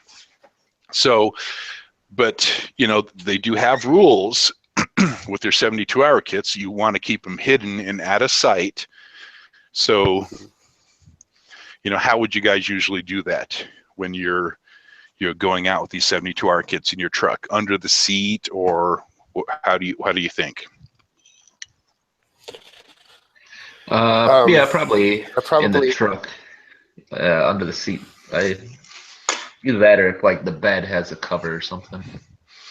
Right. It doesn't. It's an old truck. It's definitely a work truck, so it's open. But just, I mean, is it an extended cab or just like a regular? It's a we'll say it's an extended cab, so that way you can fit more people into it. Just a back seat and kind of, you know, in the floorboard, it won't be seen. Okay, somewhere to where you can fit the kit there and be out of sight, where you guys could possibly be able to get to it quick and stuff like that. But it's explained to you by Kurt and by your Uncle Justice, because he actually had a hand in building them too, that they are only for emergencies. You know, if, you know, someone at a party pisses you off, you don't go out and run and grab your handgun. You know, you guys wouldn't do that anyway. You would just beat them. No gun safety, please. Yeah, exactly. I don't need that gun when I got this gun left and right. He kisses his biceps. Left hand, hospital, right hand, cemetery. Okay. Now you'll notice on your character sheets now, I have given you your ammo track. You do have one 10-round clip, so that gives you one stress box. And remember, those stress boxes function as fate points concerning your handgun when using that handgun. So, for instance, you can't be, you know, running and climbing up a wall and need to overcome an obstacle there and then use the stress box, the ammo stress box, to do that. It's going to have something pertaining to your shoot or something along that way. Exactly. So you do have one stress box available because you have one clip, one 10-round. You basically have 10 rounds in the one clip of the 9mm. And the 9mm can be which sort of 9mm you guys like or prefer. So I don't know. It just being a 10-round clip, it's probably going to have to be something a little smaller in size to be concealed carry size. So we have girl pistols. Girl pistols. Well, that's not essentially true. You know, they have the Smith & Wesson Shield. That's not a small girl pistol. You could still fit a Beretta 9mm as a concealed carry too. Beretta 9mm sounds cool. I'll go with that. Isn't that Italian? It is Italian, but it's more what do you want to call it? Military. Used to be the military standard. Right. I think that's how I know it. Like, I don't know jack about pistols. I only know like long guns, like deer rifles and stuff, because that's all I used out here. Gotcha. In the middle of nowhere. Yeah. I don't take a pistol anywhere because a pistol's not going to kill a warthog. Nope. So I'm not bringing a pistol. Not unless you're carrying a Desert Eagle around. Right. A 308 Desert Eagle will do just fine. No way. I'm not caring. That shit's too loud. Just give me a give me a nice like what do you call it? Lever action rifle, and I'll just shoot the bitch in the head. Yeah, but you know the best thing about a Desert Eagle, even if you miss, it'll just scare them away because it's so loud. They just hear the noise. In theory, that's a theory. I don't want to test with a pig. Those things will fuck you up. Yes, they will. All right, back to the game. Okay, so the party's going on. James is drinking pretty heavily. What's Jason doing? Jason knows that has to drive his drunk ass brother home, so he's taking it easy. Okay. Well, the party will reach a climactic point, and people are having fun, but they're not being destructive. They're not being destructive teens, because they are being respectful of the Whalen home, and at the same time, they don't want to get on Tracy's bad side. She's like the diva of the school, and stuff like that. Mm-hmm. Another odd thing. Both you guys make me actually one. Go ahead and make me notice checks. We'll see who notices it first. Whoa! I noticed the hell out of that. Whoa! Wow. Well, I'm having trouble pulling up my thing. Sounds like a personal problem. Yeah, no wonder D and him can't hit it off. Oh my god.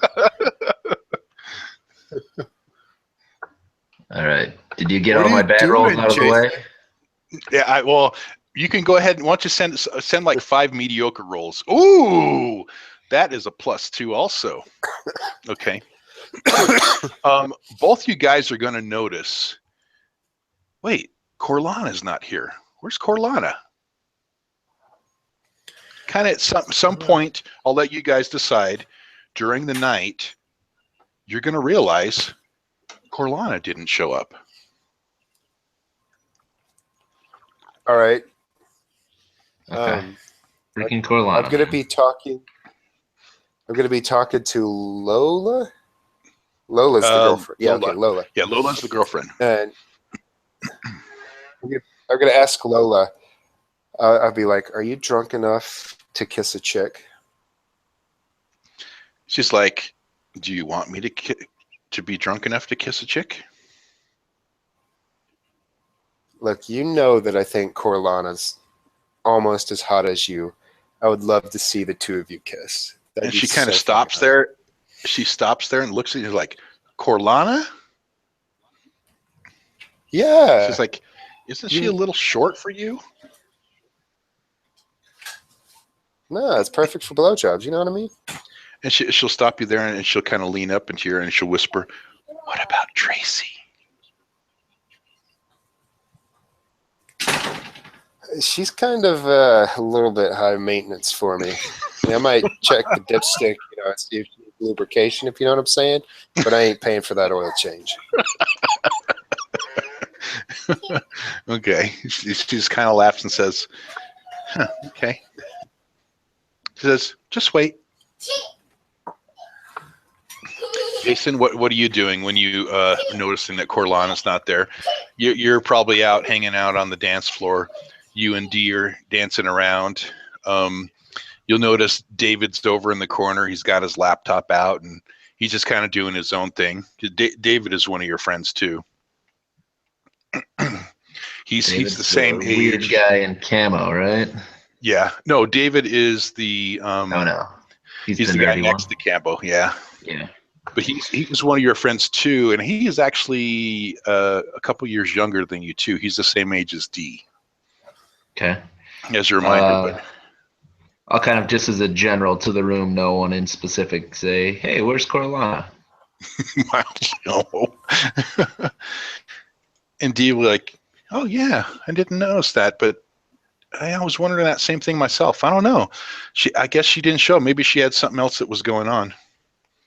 It's very uncharacteristic of Corlana. She's usually here.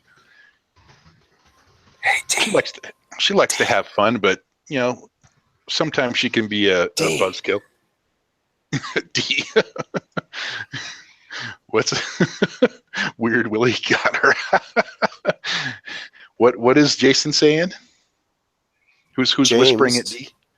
Yeah. What's James saying? Is calling D. D, come here. Come over here with me. This isn't going to go well. She kind of, I mean, are you like you and Lola kind of scooting over on the dance floor closer to Jason and D? Is that what's happening? No. I'm trying to separate D from Jason. Yeah, D, I need to talk to you for a second. Alone. And she's like, "Why?" And you can totally see this expression that you've seen before on D of like, "Why, James?" You know, the idea of you and her alone. She doesn't like that idea. She kind of looks back to Jason for some help. I completely respect my brother's boundaries. I would in no way encroach on what I consider his territory. Right. So I'm trying to still looks at you that way. Can I make a roll to convince her? Oh, sure, absolutely. Give me rapport. I would like to use rapport in my once pristine charming bastard. Okay. Okay. Give it. Do it against a +2 obstacle rapport. Okay. Bam! Succeed with style. Succeed with style. Okay. What kind of boost do you want to put out on there? Where is this bitch at? I'm gonna put. Let me think for a second. Call it rapt attention. How about that? Because I kind of layered my tone, wrapped like enthralled, I guess. Okay. I sort of layered my tones and my innuendo and my winks with this idea that I want to give her some sort of secret that pertains, like I know something. Okay. So I'm going to put baited that on the hook. Table. How about that? That's simple. Whoops. I did that wrong, but that works.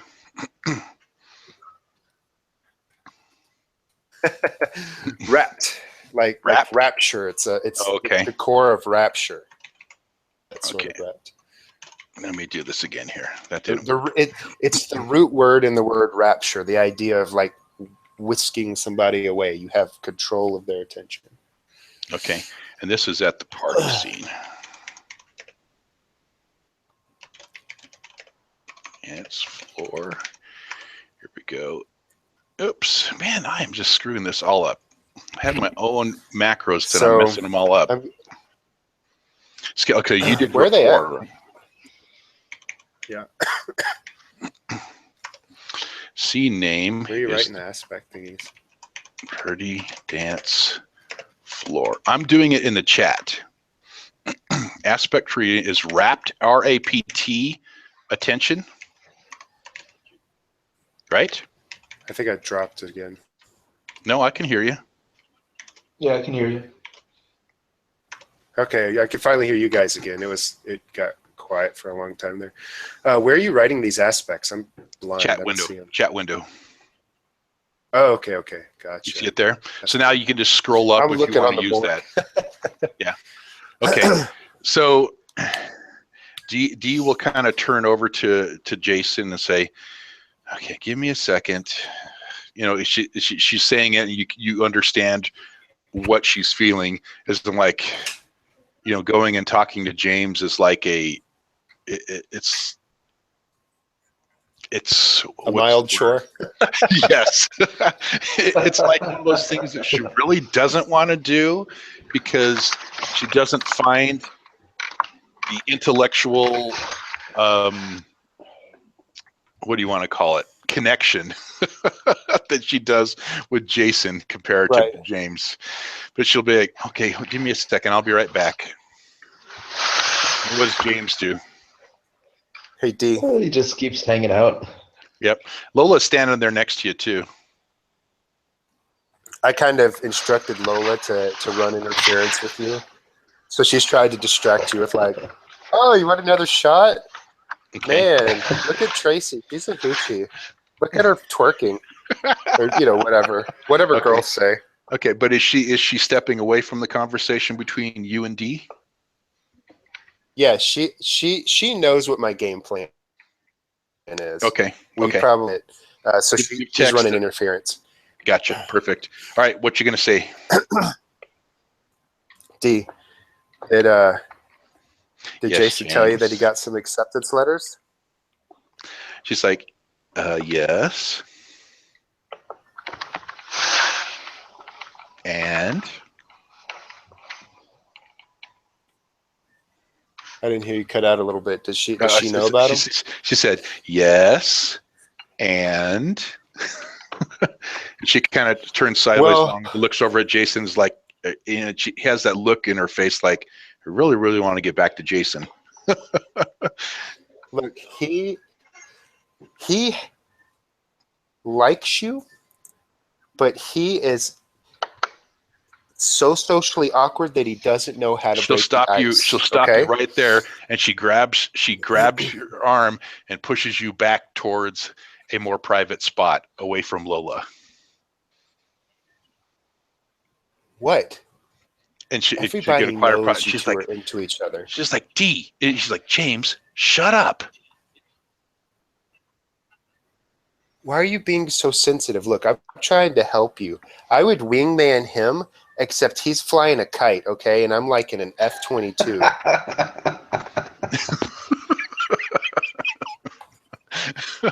Okay, give me a second to figure out how to respond to that.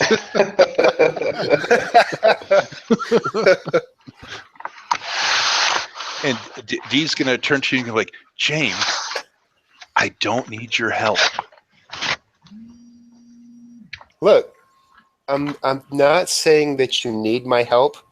I'm saying that my brother needs my help. There's a big difference there. And she's like, you don't think that I don't know that? You don't think that I don't know that? Either of you. I don't know what you know, honestly. I'm a little bit tipsy, but what I'm trying to say is that I'm drunk. And I think the best way to break the ice she'll just kind of stick her hand up over your mouth at that point and says, James, you're drunk. I don't want to have this conversation right now with you about this. I pulled my hand down slowly if you want to talk, my mouth, and I say, yes, I am drunk, but hear me out. The best way to break the ice between you and Jason is with titties. I don't want to see. She just turns around and walks away at that point. No, wait. I have a boost. I want to make a roll. Okay. I want to make a goddamn roll. She's going to turn around and walk away from you at that point. So what are you going to do to... I'm going to make a provoke, and I'm going to say, if you don't do something on. Are you going to... Is it going to be something you're going to say loud? Out of your life. Okay. Yeah, I'm going to say it loud enough. Okay, go ahead and make... She hasn't left the room. I'm going to say it loud enough that she doesn't want to open the door, I suspect. Okay. And I'm basically saying, if you don't do something to take it to the next level, he is going to be gone, and he's going to be at some other school, and there's a bunch of sluts there with alcohol and titties. They're going to have titties, too. All right. You know that, right? Throw their provoke out there.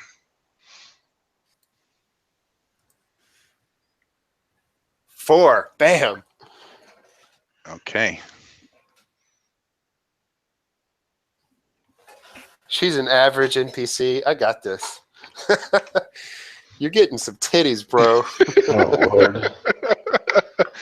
And she turns back to you and says, James, you are an ass. You don't think I don't know that right now? But that's not the kind of relationship that me and Jason have. We don't have what you and Lola have. It's not the same thing. I'm not working on here to be somebody's sex toy. I am here because I am in love with your brother. Is that what you want to hear? Yes. Is that what you want to hear? Hello. Are you hearing the words that are coming out of my mouth? No. Do you know I am that not. men are visual creatures? They're visual, and they need to see something. I get that you're Miss Prim and Proper Prissy Pants, but you need to drop the panties. I'm just saying, you got to do something to take it to the next level to prove to him She slaps you that across he's the not face. going to have to wait forever. She slaps you across the face. Yeah, you can slap me all you want. Look, tackled for a living. Hello. Just I know that the slap doesn't even affect you at all. Do something, or I'm going to find another landing strip for his kite. Okay? She's like, James, she looks at you sincerely and says, please, I know you're drunk, but please don't do anything. Okay? I'm sorry, you cut out. Yeah, please don't do anything. You are the only person I've told this to at all. Please, you're drunk. Don't do anything right now, please. And she'll turn to go back to the door. And you can see that she's kind of check. She's kind of. I'm convinced. Yeah. I got a trouble that says, don't think. Be retarded. Done. Just get the job done. Just get the job done. Okay. And how you want to use that? I think I've been using it. Like, she tells me not to do something stupid. Uh-huh. And if she doesn't, I basically give her an ultimatum. I say, you go out there and you man up or woman up or whatever the fuck you want to call it. Grow some labia or balls. I don't know. Just don't lose him, because he might be not as good as me, but he's still really good. Okay. All right. I'm going to give you a fate point for that. Yay. For following. You're welcome, Matt. Yes. Okay. And she'll stop and she'll kind of look at you. And she has this expression. She has her poker face on that you don't quite know exactly what she's thinking. She'll be like, okay, fine, James, but promise me you won't say anything more about it. I will promise you that if you beat me to the punch, I won't say anything more about it. And I'm going to go out there and look, you got to point through the window, the office window sort of thing.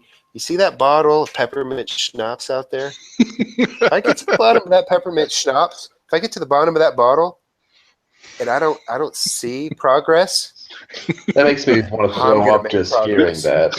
Even drink a bottle of peppermint schnapps.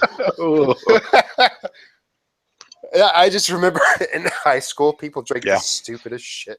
Yeah, they did. Oh, yeah. Just the stupidest shit. No one complained because you're like, I'm 16 and I'm drinking. Yay. Exactly. Okay. So she'll head out the door. Are you going to follow her back out to get back out to the dance room or whatever? So I would say I walk out there behind her and I give her a friendly side hug. I mean, in my little tiny mind, I mean well. Okay. You guys would have walked out from the rec room just out to the, let's say into the exercise room in the basement there. Just for a little privacy. And when this was happening, as you guys exit back out from the room there, you notice Nancy was kind of standing by the door, and she does one of those things like where she was listening at the door, but then kind of turns away from the door real quick. Fucking Nancy, man. She's like, hey, James. Hi, Dee. What are you guys doing? And she's got a drink in her hand. You can see she's a little bit tipsy, and she's kind of smiling a little bit, got this crooked smile on her face. Hey, chick. Now, you know Nancy. I like her? Yeah, she's your friend. I don't know her. Yeah, let me give you her aspect again. Was where did she go? There she is. If it's boring, lie to make it more exciting. She's self-absorbed and quick to lie. What did you do, James? I think I created an interesting situation. Yes, you did. Oh, Lord. So I kind of, egg her on to be like, so what's the news on the dance floor? Who's fucking trashed? Oh, you're saying that to Nancy? Yeah. I gave Dee the little side hug, sent her on her way, going about my business. Okay. And so Dee's going to kind of just ignore Nancy, and she moves her way back over to James. And as she returns over to James, she'll just go, not James, to Jason. She'll kind of give that look to Jason like, your brother is such an asshole. How does Jason respond? What was that all about?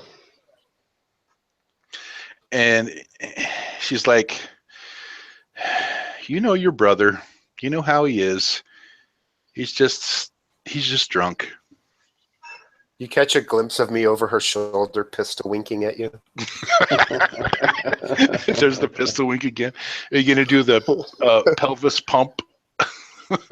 No, that's only after I tackle. Okay. Jason, what else do you do? I just know he's an asshole, so I'll kind of just ignore it and keep going about my business like normal. Okay. Back to James and Nancy. So, James, you asked Nancy, how's it going on the dance floor?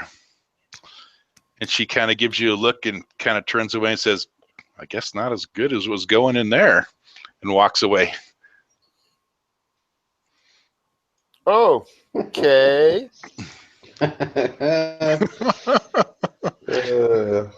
It doesn't add up. She kind of turns over her shoulder. She turns over her shoulder and kind of mouths something over to you, and it sounds like, "Don't go in the exercise room with James." So she mouths that to me? Yeah. Hey, you want to go in the exercise room, Nancy? She's off and gone now. That's right. Walk away. You can't handle this. Too much James over here. Okay, the night progresses on, retconning forward.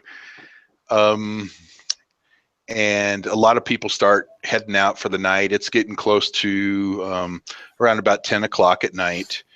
And, the party's starting to wind down. And it pretty much just kind of comes back down to just you and your friends at this point. And a lot of your friends have just kind of culminated, stayed down in the basement in the rec room, and it's kind of come to an idea that, hey, let's just put a movie on and kind of hang out and sober up a little bit. We're just watching a movie and do that, and then we'll figure out from there what we want to do and where we want to go from there. But so everyone's going to put a movie on, but then Lola is going to turn to James and says, "Meet me up in the master bedroom." Is it the master? Let me look. Yes, the master bedroom in 10 minutes. The master bedroom. 10 minutes. Why 10 minutes? Because I told you 10 minutes. Why not now? 10 minutes. 10 minutes of like bar time? And you'll see Lola grabs Tracy and they head off upstairs. All right. I make sure Nancy isn't watching. Nancy kind of. God, I feel like I'm playing a teenage movie right now. You totally are. Nancy's over there talking to Naomi. Naomi is Jonathan's girlfriend, and she's just kind of whispering to her, and Naomi's just kind of shaking her head, kind of like in a yes thing, and just kind of chuckling a little bit. Where is Jason? Jason's on the couch with Dee, sitting next to Dee, and they're getting ready to throw the movie on. They're watching Fast and Furious 36.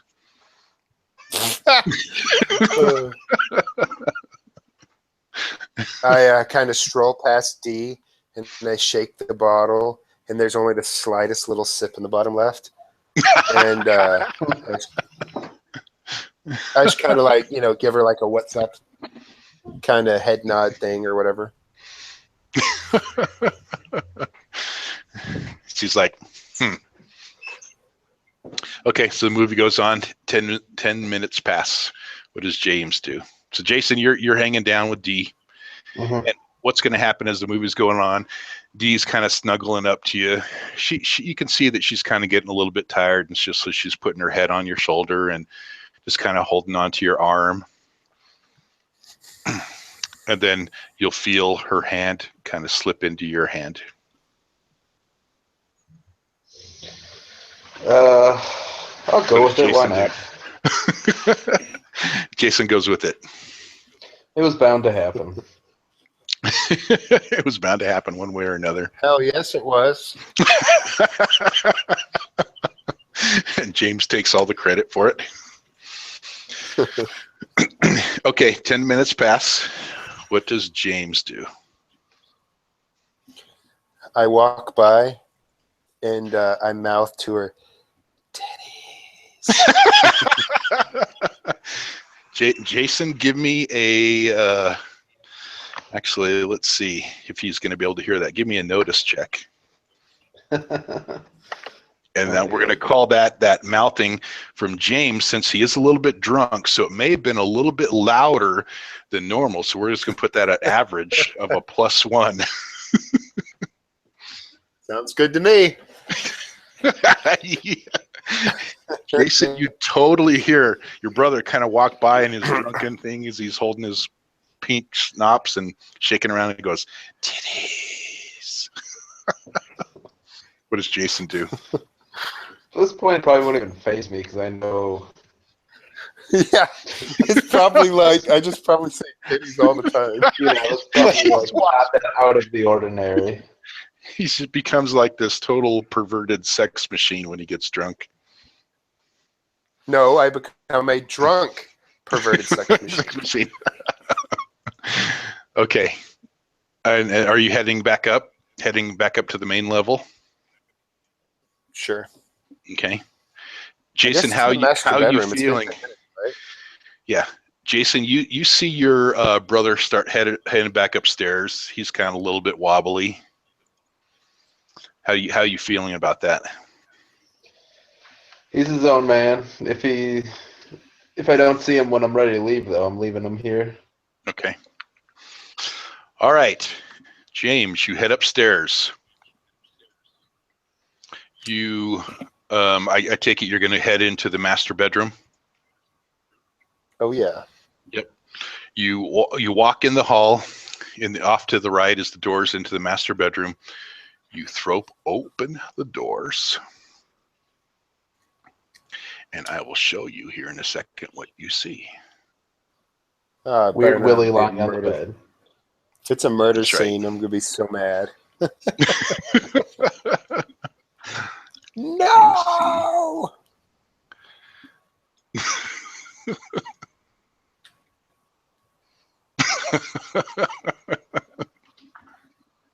What in the hell? Oh God. Okay. Strip poker? Hold on one second. My stupid mic freaked out again. Okay, you there? There, I can hear me now. Yeah. You walk in. Strip poker. You see a table set up. Both Lola and Tracy have changed, and they're standing looking at you just as they are. And there is a table with how many is that? 12, 18 shots of Jack Daniels on the table. Jack. Yep. And Lola goes, surprise. I hate Jack. She wants to play a drinking game. All right. I'm Okay. game. You know me. I'm the best game player here. Yeah. So you see Tracy. She's got some cards in her hand, and she's shuffling them really well. She's like so good. She's like a Vegas dealer. Yeah. She's like shuffling them, doing all these different sorts of shuffles and everything, getting the cards all out. And then she takes them out and she throws out 6. She makes 6 piles of cards on the table. So everybody take a card. This one's an easy game because it needs to be easy since it's kind of a drinking game. And, you know, basically highest cards wins. And hearts are Trump. Not Donald Trump. Trump. What? Oh, so if you have a heart, it automatically wins? Or if you tie, hearts win? Hearts trumps anything else. So say if you had like an ace of spades, hearts will trump that ace of spades. All my cards better be hearts. It's like, okay, well, let's find out. All right. Now, James, you're pretty drunk. You are pretty drunk at this moment. And, you know, there's 6 shots of Jack Daniels out there. Mm-hmm. Okay. So is James just going to go ahead and flip his first card? Or is he going to go ladies first? I flip my card. Okay. 2 of diamonds. Oh, what are you doing? Oh, crap. Wrong card. I don't know what you're doing. Sorry. Yeah, let me flip the cards. I'll stop touching cards. Yeah. I'll stop touching stuff. I don't know how you did that. So you flip your card, and you get the King of Spades. Okay. Lola will flip her card. She gets the 6 of diamonds. Tracy will flip her card, and she gets the 10 of clubs. So Jason wins. So what does that mean? Do I have to take a shot, or do they have to take shots? Nope, they take the shots. So Lola and Tracy are all giggling and laughing because they just lost. So Tracy will reach over and she'll grab one of the shot glasses. And she downs it. Lola reaches over, grabs one of the shot glasses. She downs it. You even have the shot glasses getting drank. You like that? That's hilarious. All right. And then since you won, you get to flip your card first. So I'll flip it for you here. Next card you flip is the 2 of diamonds. What? Yep. Lola will flip her card. She has the 7 of clubs. And then Tracy will flip her card. And she has the Queen of diamonds. 2s are wild. That means you ladies drink up. Nope. That means Tracy wins. Hearts are wild. So, James. No, 2s are wild. Come on. James is getting drunk. All right. So, Lola's going to grab a shot glass and she's going to drink it. James, what are you going to do? I'm going to pass my shot to Tracy, be like, I have been drinking a lot already, and it looks like you could catch up. And she puts her hand back and shoves it back. She says, no, this is the drinking game. You got to drink it.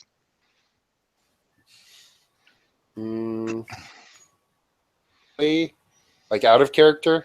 Uh-huh. I don't want to get plastered. 6 shots on top of all the shit I had. I'm going to get liver damage. Don't think. Just get the job done.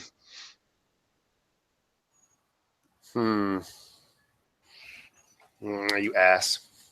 Fine, I drink it. Okay. Make me a will check at that spot. Obstacle 2. All right. Oh God, I have 1 will. Oh God. Man. Okay. It hits you pretty darn hard. Pretty darn hard. And we'll reset the cards. And you're starting to feel, I mean, you feel the Jack Daniels. I mean, you've been drinking peach schnapps all night. And as you all should take that first shot of Jack Daniels, you're like, woo! You know, it's like you feel the fire coming out of your mouth, and it just feels like your whole body, it just feels like your whole body envelops in heat as that Jack Daniels floods your system. Okay, so Tracy won. Right. She gets to flip her card first. She flips her card. Oh, 2 of spades. Would you like Lola to succeed at a cost? Ooh. Lola flips her card and gets the ace of clubs. And then, James, you flip your card. You get the jack of clubs. That means that Lola wins this time. So Tracy will reach out, take her shot. James, what are you going to do? I take the shot and slyly throw it over my shoulder, like pretend like I drink it, but toss the alcohol over my shoulder. And Tracy goes, it's got to go in your mouth. I threw it. I know. She fills it up again for you. She fills it up again for you. I'm like, sorry, I have a drinking problem, and I throw the alcohol over my shoulder. And Lola's like, come on, James. This is a game. I grab her by the hand and walk over to the bed, and I climb up on the bed and I say, I've had enough.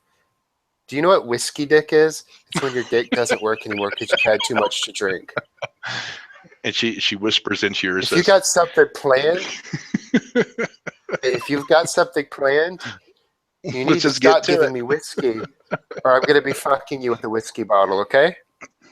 Now, I gave you a fate point that invoked you just to do it and get the job done.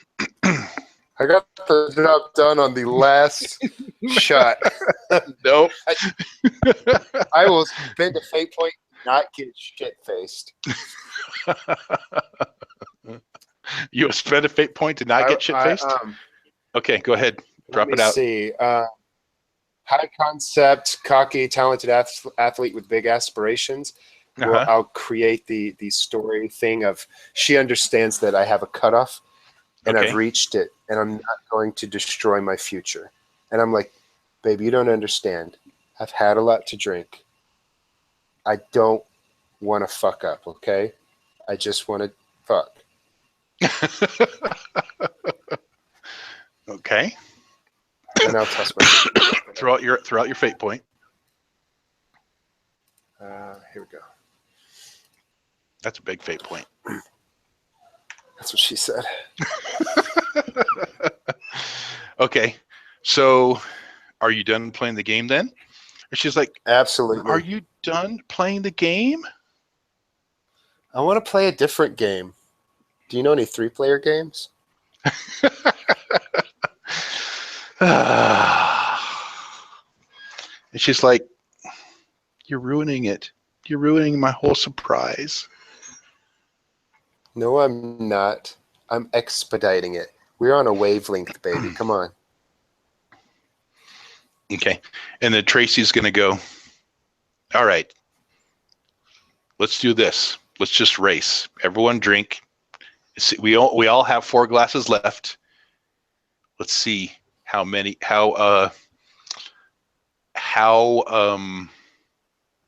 quickly who can finish it the quickest, and forget the cards.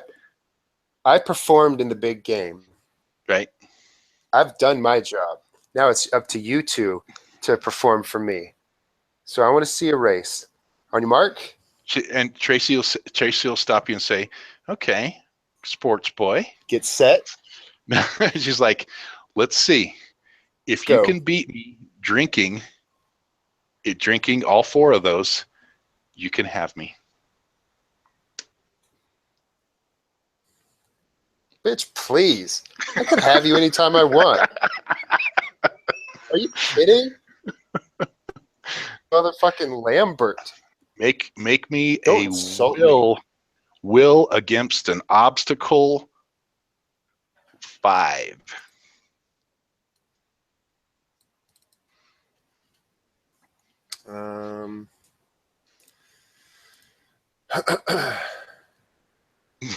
Oh, 2, not bad.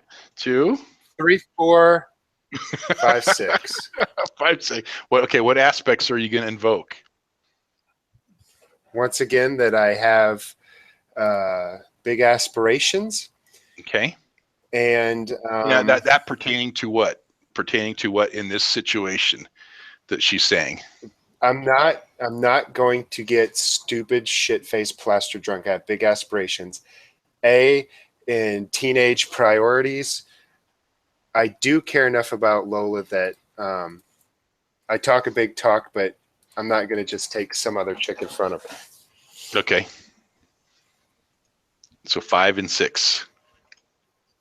Okay. And so then she'll go, fine. Okay. I guess we're done. And then you see Lola starts crying. I throw the pillow at Tracy and say, we need a minute alone. Okay. And she says, well, then get out of my parents' bedroom. And you see Lola's like bursting into tears. I take her hand and we go somewhere else private. Okay. And I would say some mushy stuff about not actually acting on, impulses. I talk a big talk, but when it comes down to it, she's the only one that matters. Blah blah blah blah blah, and try to rectify the situation. Girl okay. talk. So you want to take her over into the den, or just into the living room, or where are you going to go? Wherever I would feel we have some sort of privacy. Okay, I would figure, because they're in the home, there is the den. Let me show it to you guys. There is the den right across from the master bedroom. Okay, I'd go in there then, I guess. Okay, and then what do you say to her? Because she's crying. Just trying to patch the situation and explain to her I don't actually want other females. I just talk a big talk, and sometimes my ego gets ahead of me and blah blah blah blah blah, and just trying to patch it up because I don't want her to cry.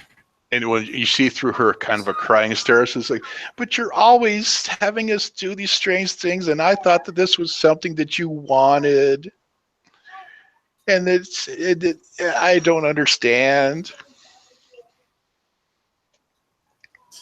I understand that you don't understand. Can we agree to that and just move on? Go ahead and make a because you're trying to convince her otherwise, right? So that's you're trying to make a positive connection to her here to kind of get her out of her funk that she's going on here now, because she's kind of confused. She's confused of the situation. Right. She thought, because of everything you guys have been doing together and things are going on, that this explorative thing with sexual relations is love. And so she's really confused about this. She's feeling that that's what the direction you were pointing her in. And now when she presented this huge factor on the table and you didn't fall for it, she's confused now. And she's feeling like, well, maybe James doesn't love me. Can I make a rapport check to convince her that I do and to get over her woman shit? Get over her woman shit. Yes. Make a rapport check at an obstacle 3. Yeah. Oh, okay. Would you like to succeed at a cost? What's the cost? That there would be the relationship status between Lola and James? That sounds like a fail. Well, no, you would succeed in calming her, but it may cause relationship problems going forward. All right, that's fine. You see what I'm saying? So she still would be your girlfriend, but maybe she might not be as explorative, or maybe she needs some time away from you to kind of figure out what's going on. Because you know how women That's fine. are. I mean, they like to overthink and overfeel things. Basket. Yeah. Okay, you want to do that? Oh, I guess Yeah. you don't have any fate points, so you can't. Okay. We'll move forward that way. Okay. So they're still down there watching the movies. That scene hasn't taken that much time at all of going on there. What does James want to do now? Because Lola is now kind of stopped crying, but you can kind of sense that there is something still not right with her. I give her space. Okay. I give her space. And just walk off somewhere and kind of plop down mopily in the vicinity of Jason and Dee, and just kind of see how they're going. Okay. What's Jason and Dee doing at this time? Things haven't really changed, besides the fact that Dee is now asleep, kind of just hand in hand on Jason, and her head just kind of plopped down on her shoulder, and she just softly breathing as she's sleeping. What is Jason doing? He's just watching the movie. Yeah, it's a horrid movie. They started getting bad after the 27th Fast and Furious. Oh my God, they're still making Fast and Furious? Yeah, that's what I said. It was like, what did I say, Fast and Furious 37 or 33 or something? Something like that. Yeah. The plot line is completely devolved into just 2 hours of driving. Yes.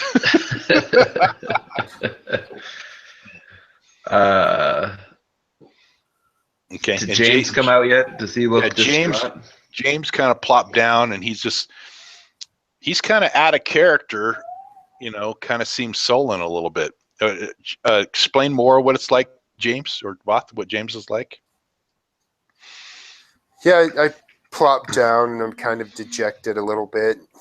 Not my chipper self that I was earlier. I'll ask him if he's just doing all right. James, okay? You know me. You know me, just fucking up. Give me some RP. You okay? Yeah. You need to get out of here?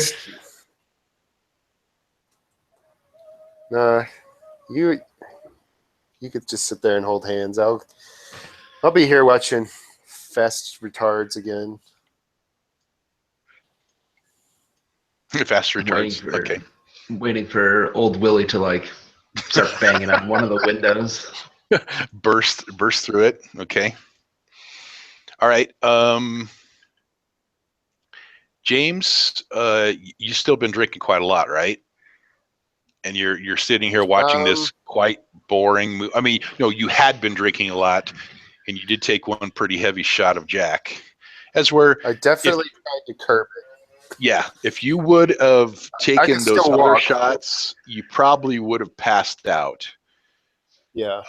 Make me a will check at this point, obstacle 3. Because now you're sitting here on the couch, kind of sullen, and watching a pretty boring movie. Okay, so you're gonna fall asleep. Yeah. You're gonna you the alcohol's got to you. You're still feeling really, really warm all over your body from the one shot that you took, and you're going to zonk out. Okay. Time passes. The movie gets to end of the credits. Jason's got now his brother sleeping on the side of him, and he starts snoring because he's got really good lung capabilities, so he lets out some pretty good snores. The party starts to dissipate. What does Jason want to do? I'll wake him up, and if he's kind of half drunk still, I'll carry him to the car and throw him in the passenger seat. Okay, throw him in the passenger seat. I don't think I'm to the point of needing to be carried. I could be woken up. Like I particularly curbed my drinking because I don't want to fuck up because I have aspirations. Yep. Gotcha. So give me some RP on what Jason does waking up James on the couch there. Now, keep in mind he has D in his hand still, so I'm sure your hands feel like real clammy at this point. I'll nudge James awake and say, "Hey, any more nightmares about your boy Weird Willie? You need somebody to Yeah. I didn't have any good dreams, but they weren't about Willie. They're about stupid cars driving in circles. I mean, what is this, like the 35th Fast and the Furious? I mean, Vin Diesel's like 90. This is ridiculous. You want to get out of here? Yeah. Yeah, absolutely. Okay. What does D do? What do you do with D? Wake her up and see if she needs a ride home. Yep. She needs a ride. She got dropped off by her mom. You know that D is, she lives in the trailer park area down there, closer to the intersection of 93 and Highway 12. And her mom dropped her off at the Wayland home, so she'll need a ride home. She said she would get a ride home with you guys. And then so we're here. Lola was going to need we got to go here, then here. Yeah, well, Lola is at Morgan. She's Lola Morgan. She's going to need a ride home too. Oh, we got to give her a ride home too? Oh my God. Exactly. She's still talking to James? She has not appeared yet again. I'll tell James to go find Lola so we can get out of here. Okay. And Jason, since he was the only one awake suffering through the movie, is the only one that besides the other friends and stuff like that, but they're not really important at the moment, did not see Lola return back downstairs at all. So Jason tells James to go find Lola so we can go home. It's pushing close to 1 o'clock in the morning. She's dead.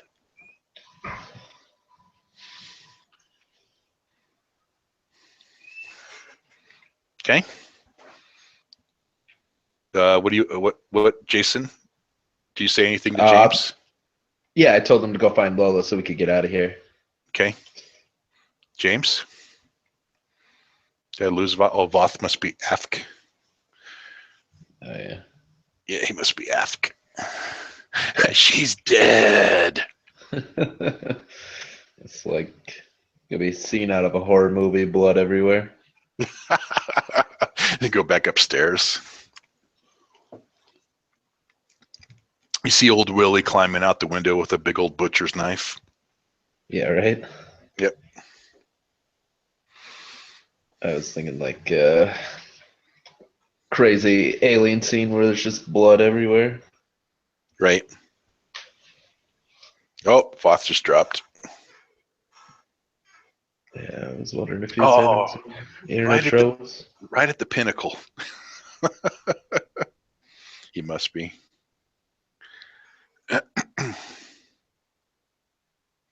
We're getting there. We're getting there. We're getting there. Maybe. Yeah. Maybe. Everything with your internet's up and running now? Yeah, I'm all back up just fine. Yep, I actually have 2 computers I'm running the game on. One I use to record the session on, and that's kind of the GM screen or whatnot. Because what I do is I throw up another screen logged into Roll20 that's in player mode, so it doesn't see any of my GM notes and stuff like that. Gotcha.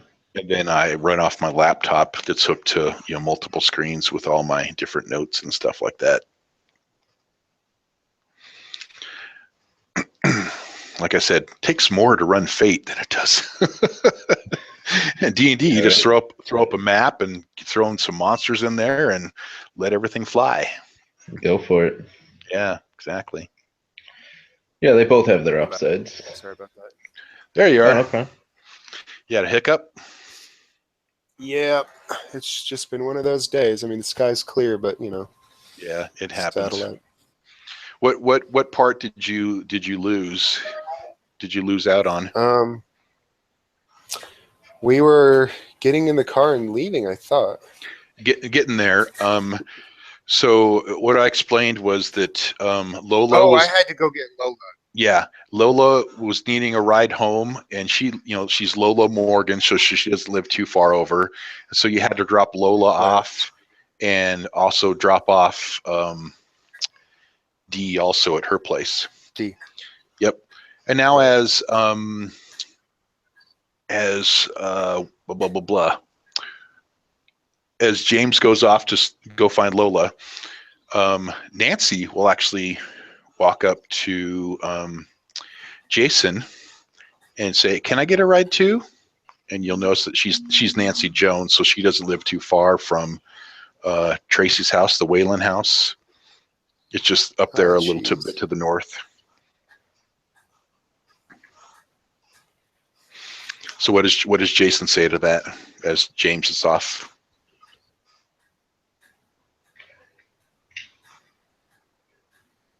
We lose Matt now? I think I cut out for a second. I'm here. Okay. We had a lot of cutting out here. Yeah, right? Yeah. So what does Jason say to Nancy's question about getting a ride?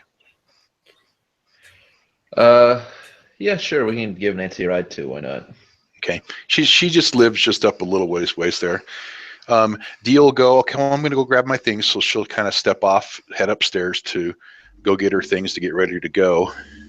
And Nancy will kind of step up to Jason and goes, "Jason, you know that Dee and James had sex, didn't you?" And I'll just kind of laugh because I know Nancy's ridiculous. She said, "Okay, Nancy. I heard them." No, you didn't. I did. I'm not lying. I heard them. Nancy, I just thought you needed to know. Okay. I appreciate that. Crazy. You just be careful. And if you need somebody to talk to, you can always come talk to me. I appreciate the offer, Nancy. That's very nice of you. Always be there for you. And I'm looking at going to colleges too, and those 3 colleges that you were looking at, I'm looking at going to those colleges also. So, maybe when you're heading off to college, we can spend some time together. Too much work. Avoid. Yeah. James is not there. This is Moth. Avoid. Okay, hold on one second. Sounds good, Nancy. It'd be nice to have a friend if we end up going to the same school. Like, emphasis on the word friend. Okay. Exactly. So she's like, "Okay, well, let's look into it." Or I should have said, like, a buddy. A pal. Buddy. You said friend. Okay. And so then you guys will head upstairs and get everything ready. We'll jump over to James. So James, you go. Where are you going to go looking for Lola? Logical places. Mm-hmm. I really don't know. Like whatever would make sense in the situation. I guess like bathroom, bedroom, things like that. Okay, so if we look on the game map, so you head upstairs, you look in the den you guys were at, no, she's not there. You look in the master bedroom, she's not there.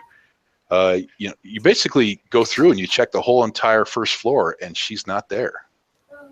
I come back out and I was like, did Lola get a ride home with somebody else? I'm just asking to the room of whoever's there. Okay, we'll say that who's down there? Who's out there at the time? Rendy. Yeah, your buddy Rendy's kind of hanging around. Hey, dude, what's going on, man? What's going on? No, Lola. Dude. No, dude, I ain't seen her. I've been down watching Fast and Furious, man. Me and Matt, we're gonna get together and we're gonna do some of that stuff, man. You know. Okay. Thanks for sharing.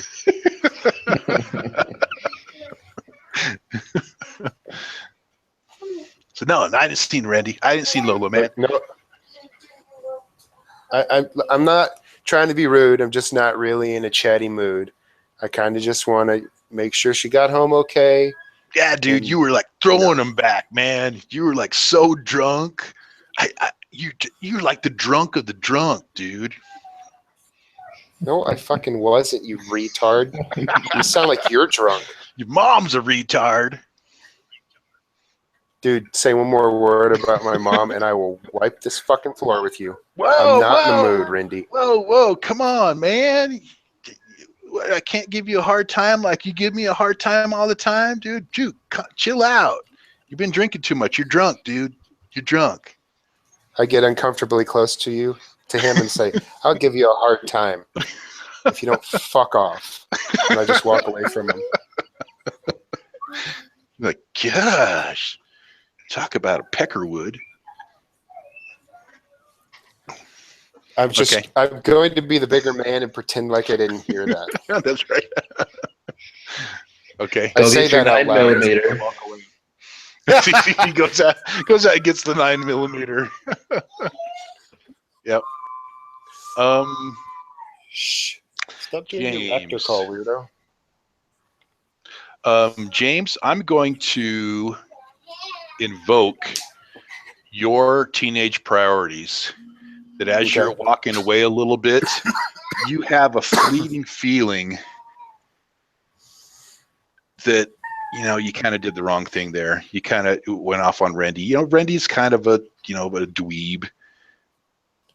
And, he's always the guy that tries to act cool and everything, but he's still one of your buddies. And so you're kind of feeling a little bit of guilt from your teenage priorities from treating him like that. I kind of turn back around and I'm like, look, just don't be such a douchebag. Don't be such a douchebag. He's like, it's all cool, dude. Man, it's all cool. He throws you the kiss peace sign. The peace out sign where he kisses his two fingers and throws you the peace sign. I just slowly facepalm and shake my head. You're such a fag, dude. And I walk away. Is Rendy wearing his awesome tank top? Yeah, he's dressed exactly like that. He's got always walks around with his flannel down. Yeah, his flannel down, so he can show off his wife beater. Okay, James, what else are you gonna do? Jason and Dee and Nancy are all ready to load up and go. They're like, let's go, man. I don't know where Lola is. You guys have any idea? Yep. You kind of see as you're coming back up. I saw her after you guys went upstairs. We never saw her come back down. Yeah. You noticed that Nancy's standing. She wasn't up there. You noticed that Nancy's standing a little bit closer to Jason at this time. Get out of here. Do you say that in character?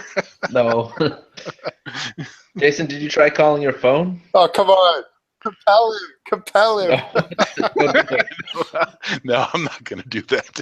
Get out of here.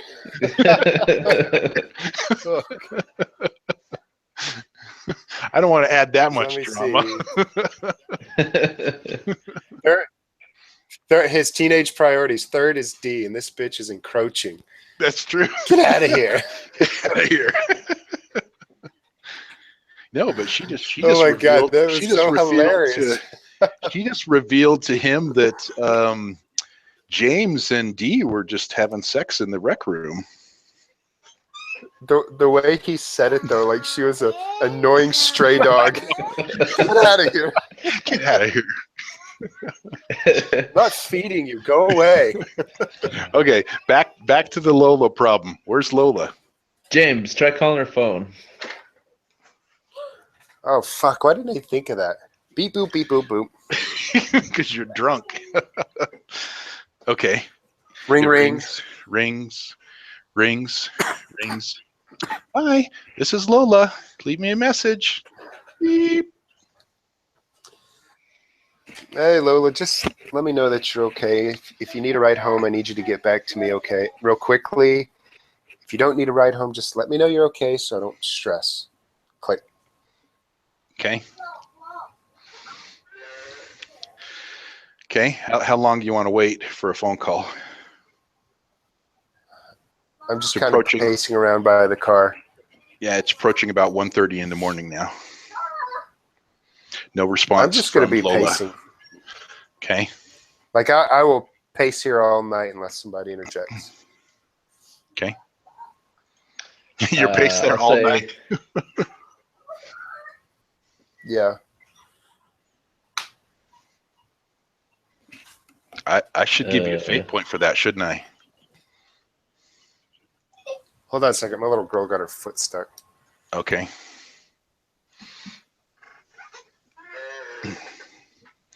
What to do?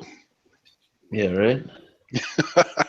I mean, she's clearly dead. Willie got her. She's clearly dead. She can't be alive because she Dude, shut up. James. She is not fucking dead. Shut up. Willie got her, man. Yeah.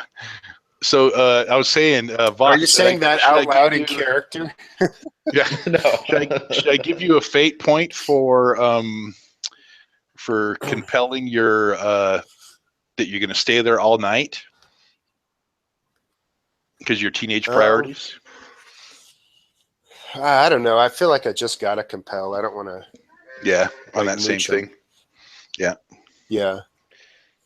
So tell you what, I can drive all you guys home. We might as well drive Dee and Nancy home, and if she calls and she's still here, we'll come back and get her. All right, and I kind of probably piss her off. Jason aside for a second. Went home. Okay, I am going to throw up the question mark. Ew. Real quick, I want to pull Jason aside before they drive away, just for a moment alone, and be like, I don't know what I was gonna say, but you know that bitch is a liar. Yeah, because you would notice Nancy kind of snuggling up a little bit with the line mark. She's not crossed. I'm just get that off there. Dead serious. I was talking to Dee, and I left it up to her, but I would never encroach on your territory, dude. And yeah, I know Nancy's crazy. I'm not worried about that. All right, just be safe. You didn't drink too much, did you?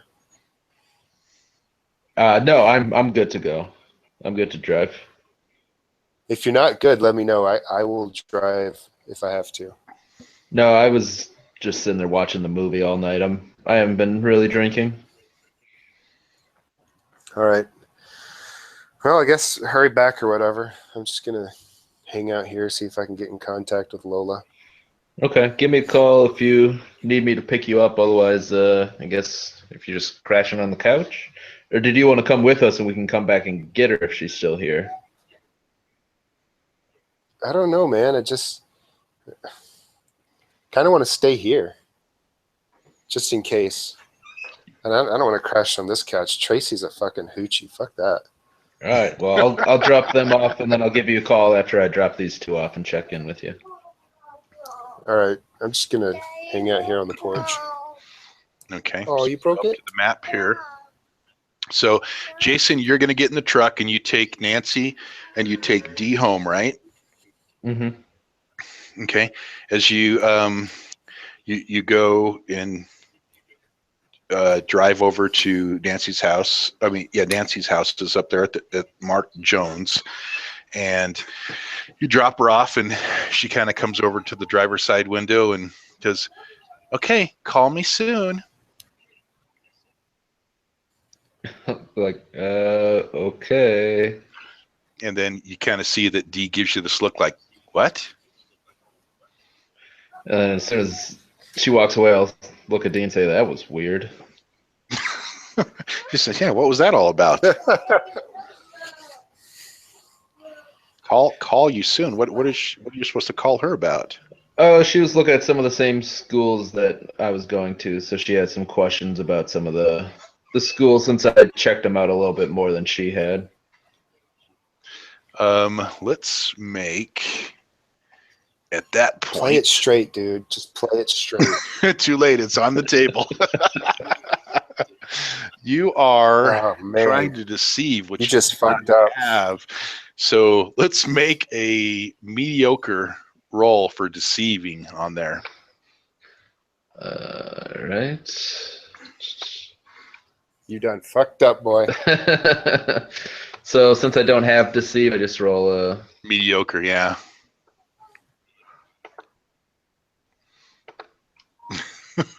Oh my god. Well, let's see. Let's see. It's not totally a lie though. It's not like a total deception because we have been talking about the schools.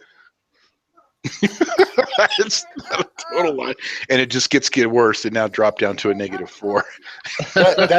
That's got to be like in character. He says that, and she looks at him and gives him this glance, and he immediately starts saying, "It's not a total lie."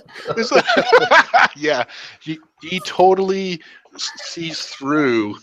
Is Nancy little simple explanation because she knows that you're a smart person. But she knows you really, really well. Who did you shoot? Nancy. You get a shooter. The back of her stupid he pulls head. out the 9mm and blasts her.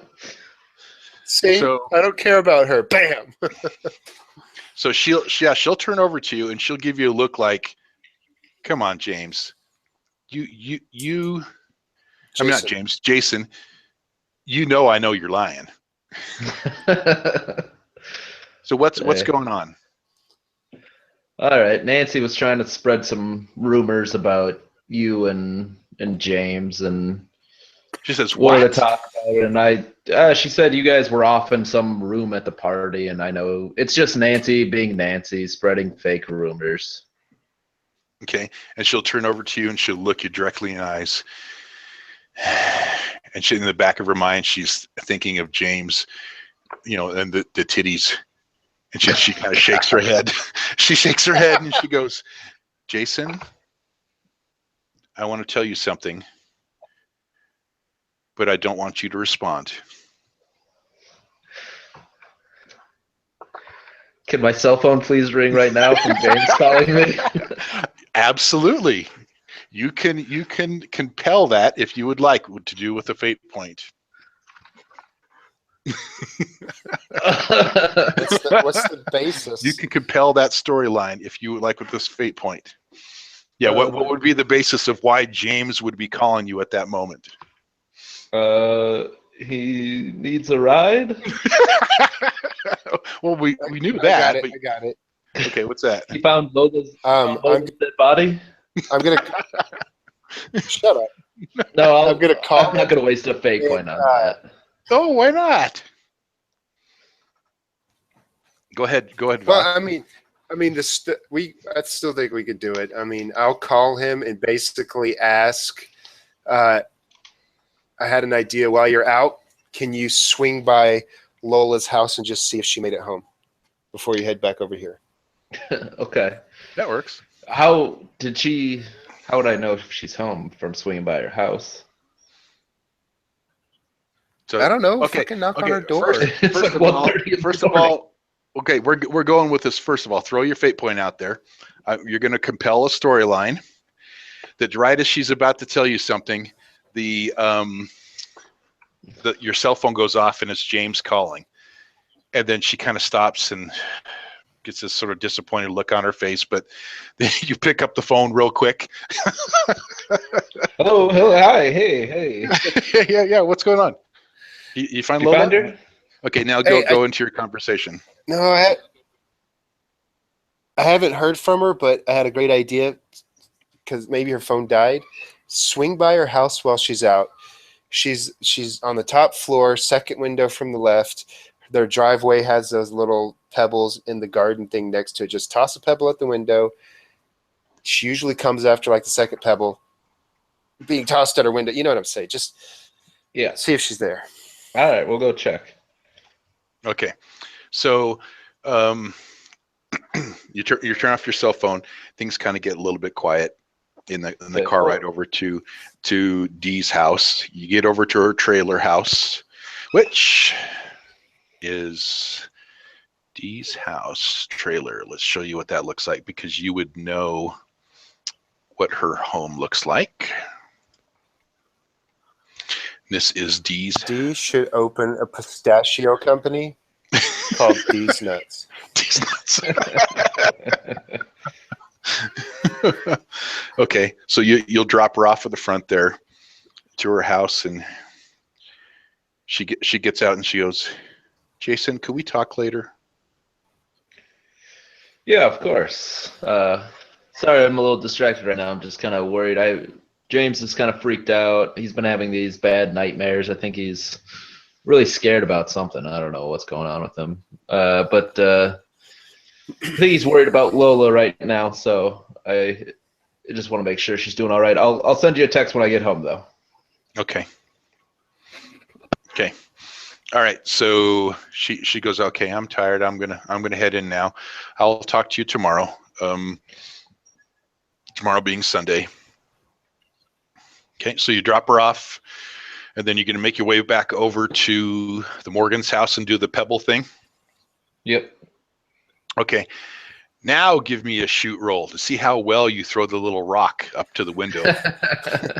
It's going to be an obstacle one, so it's probably going to be pretty easy unless you bomb it.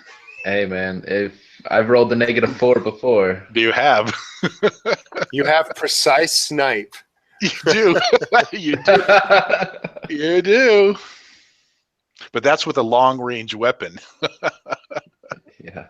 I mean, even there, I still rolled a -1. Throw the pebble from across the street. With like a wrist rocket or something.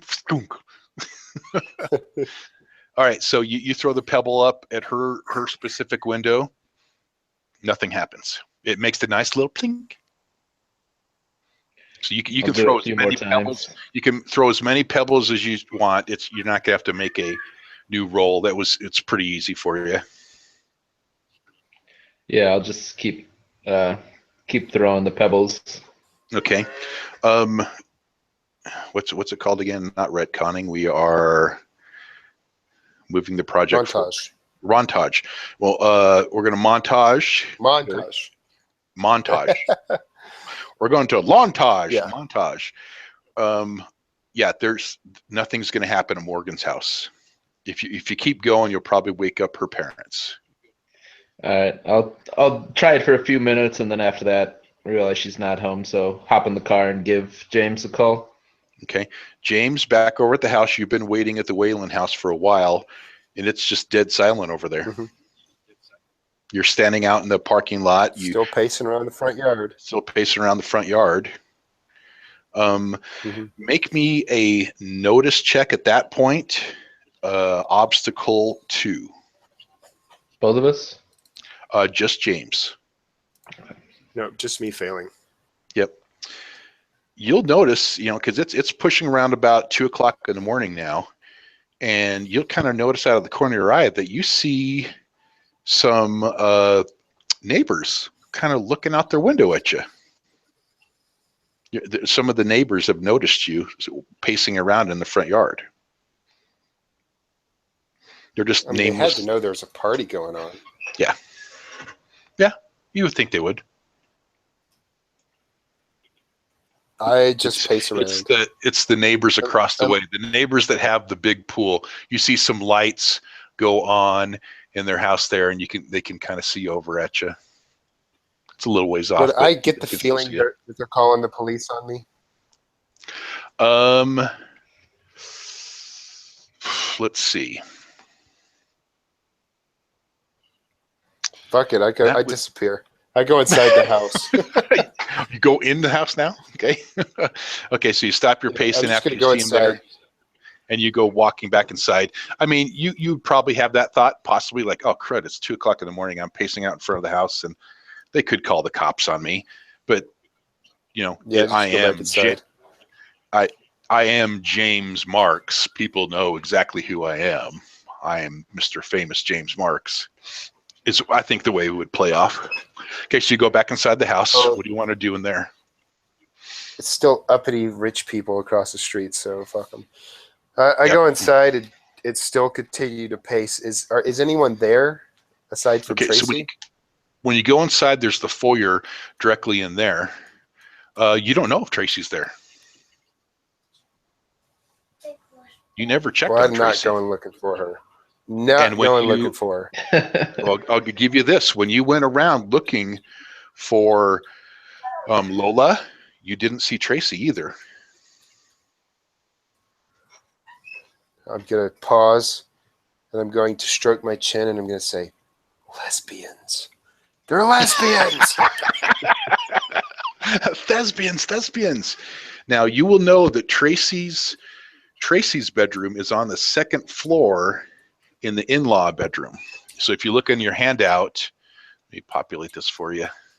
If you look on your handout for the in-law room on the second floor, that is where Tracy's bedroom is actually at. All right. I don't. Oh shit! I guess I give a knock just in case Lola's in there. Okay. So you're going to head upstairs and go over there and look? Yeah, but there with a lot of trepidation, not trying to look into the room. I don't want to lead her on. I just want to know if Lola's there. Okay. So you just go over and knock on the door? Yeah. Okay. Nothing. No response. Well, I'm not opening the door. I assume she's not there or asleep. If I open the door, she's there. It's just going to be too weird. And I'll probably, so I just leave. Okay. Okay. So you're just going to head back down to the first level, I guess. And then and then your phone's going to ring, and it's Jason on the phone. What's up, bro? I just swung by her place and threw rocks in the window for about 5 minutes and nothing. Yeah. I'm worried, dude. Well, why don't I swing back over by you, and I can either pick you up or help you look for her or whatever you need. Where are we going to look? She's not at her house. Maybe she went to somebody else's house. I don't know. Yeah, is there, I don't know, one of her best friends that she sometimes crashes with? Does she have a best friend she sometimes crashes with? Tracy. MJ? Tracy. Well, Tracy's her best friend. I don't see her here. I don't see either of them. Maybe they went to go get some food. Yeah, maybe they got some food, or maybe they're over at Tracy's. You guys would realize that it's about 2 o'clock in the morning and everything is closed down. There are no 24-hour stores here in Lolo, Montana. Well, shit. I'm at a loss. Maybe she just had too much to drink and was passed out and didn't hear the rocks hitting her window. I hope you're right. Really fucking hope you're right. I'm happy to help you with anything you need tonight. I think maybe the best course of action, though, would just be calling her tonight and giving her a call in the morning. All right. I guess so.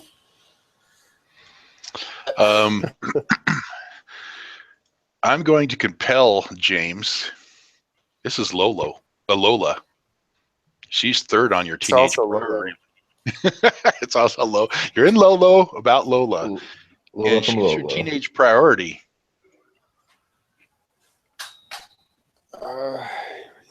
I'll take the compel, but I'm literally at a loss. I don't know what to do anymore. Right. I mean, you're going to get out have a flashlight, start looking around the Whalen house. Direction. Yeah. Okay, so we'll put it this way. Jason turns to you and says, hey, well, go start looking around the Whalen house. Go start looking. Look everywhere. I've been looking around the Whalen. I've been around the Whalen house. The only room I haven't been in is Marcy, or what's her name? I can't even remember her name right now. Tracy. Mm-hmm. Look, Tracy and Lola they wanted to do something. I don't know. I think Tracy's trying to fuck me. I don't want to go into her room. If you'll go with me, I'll go check out her room. But I just need somebody to cover me just in case she tries to pull some shit. All right, I'll be there in a little bit. How do you always end up in weird situations like this? Reminds me of Pratt in the bathhouse. Oh my god. Pratt in the bathhouse. And Roland going up and saying, oh, yeah, Roland's the guy that always has to come out and find Pratt in these awkward situations. Or there's also Voth in the prison realm of Azikaroth who had a demon baby. That's true.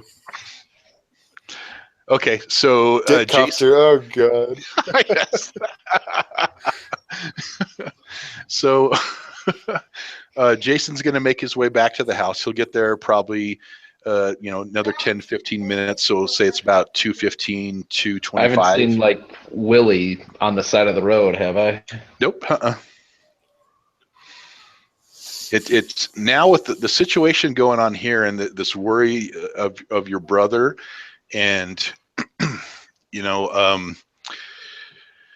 family comes second for James. You're kind of getting worried for your brother here. I'm going to compel you that you're getting worried for here, and you really, really want to help him out in this situation. Oh yeah, I was already doing that. Yeah. Okay, then I'll take my fate point back. Oh damn! I mean, F that guy. I would never help him. Yeah, I never help that guy. I'll tell you that you don't want to help him then. No. Yeah, so you'll make it back to the Whalen house. James, while he was driving, what were you doing in the house at the time? Just kind of wandering around, or just kind of sitting somewhere, or what? Would be pacing frantically in the foyer. Okay. And you see Jason's truck pull back up. Jason, what do you want to do? I'll hop out, head back inside, and then we'll head up to this chick's room. Okay. You see, what is Jason's notice? He's fair. As you come out of your truck, you actually see that the neighbor across the way is standing out. They have their light on there, and they're standing out looking at the area there, so they can actually see over at you. And you hear him yell over to say, "Hey, James, is everything okay?" Yeah, everything's fine, Mrs. Robertson. Whoever, yeah, Mrs. Robinson. It's Mister. It's a man. What's going on? What's going on? Nothing. Picking some people up. Gonna head home soon. Okay. Just looked like your brother was kind of distraught there for us, pacing around in the front yard. But okay, sounds good. Just good night. Good night. Okay. So then, Jason, you head into the house. Yeah. Okay. So you'll head into the house, and you come across James. Go ahead and have some RP. So still haven't heard from her? Would I be pacing around like this if I had heard from her? I don't know what you do. I don't know what you'd do. All right, let's. I don't even want to know what was happening earlier tonight, but let's go up to this girl's room, and I'll go with you. All right. I need you to take point. All right. Okay, so you guys going to head up to the... Yeah. Anything special you want to do heading up there? You notice the stairway leads up. Not really. Into the overlook area that looks out down below. And then you walk down through the hall. There's a closet on the right-hand side, and then some stuff that goes into another bedroom. And then another bedroom off to the left with an actual elevator that goes up to the in-laws' house there, towards the in-laws. So obviously they have like an elevator. So a family came into town, and grandma and grandpa came into town. They used the elevator to get them up into the in-law room. Well, but that's how the house was designed, but that's not what it's being used for. So you guys make it all the way over to the in-law room. You're at the door. I'll open it. I'll knock on the door. Okay. I tried knock on knocking. the door. And then there's silence. There seems to be... Just open it. And as you knock on the door, at that same time, there seems to be like a complete silence. The whole area you're in just to like go silent. You just don't hear any sounds at the house, like ambient sounds that happen around. And so that knock actually sounds almost like a thud. Gong, gong, gong. It just kind of seems like everything just went in slow motion for a second. I'll look at James and then open the door. Okay. So all of a sudden you hear the door go, and it's kind of odd because it's just like a standard little wooden bedroom door. But it has this sort of strange, horror creaking sound with a strange feel of silence and ambience, silent ambience that's come over you guys. So you open up the door, and in the bedroom, the light from the hall kind of shines in there, and it's a completely dark bedroom. But you can't see everything in the bedroom. 0 fucks given. I flick the light on. There we go. James kind of pushes Jason out of the way, flips the light on, is looking over his shoulder, looking in. And no, I'd reach in past him and flick the light on, so when if they are there, they'll see him. Right. So we'll see, and then jump back. Then Jason looks into an empty bedroom with the balcony door open. What the hell? Say, Lola, let's go. Lola, let's go. Silence. I go over to the balcony and look out over it. Does anything catch my eye? You walk into the balcony. It's a pretty dark night. It's now pushing about 3 o'clock in the morning. You can't see anything down below to the second level because the ambience from the first floor going through the windows and stuff, it's a laundry room and a porch and the back of a garage, so there's no lights shining through there, so you can't really see down below what is down below the balcony, if anything. But the door was wide open. You don't see anything else, nobody out on the balcony, and you can't see anything below the balcony.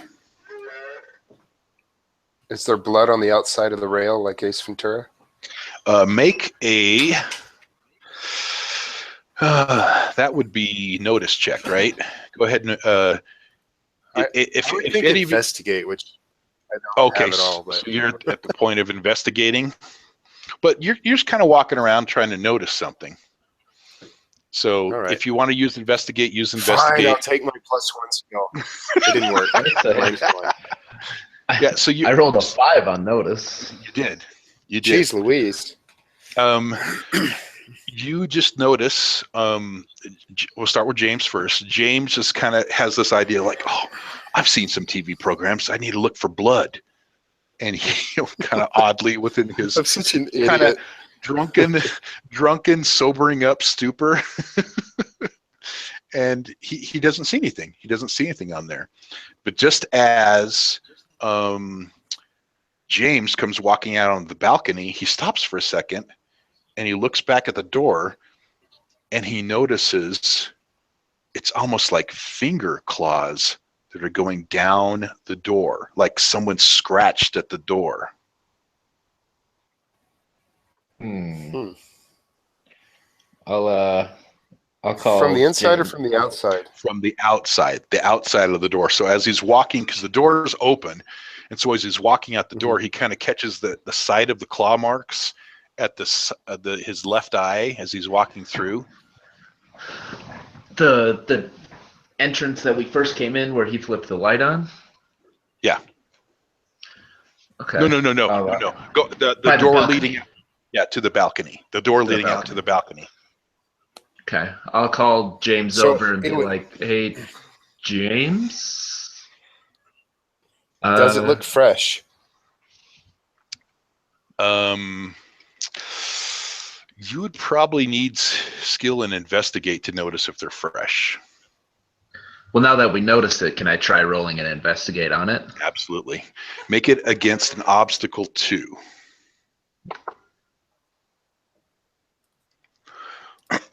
Ooh, how can I? Oh God. Well, you do have some fate points. How can I bump this? Yeah. Something to prove. Can I use teenage priorities since? Well, okay. Let's put it this way. My family and I'm worried about him.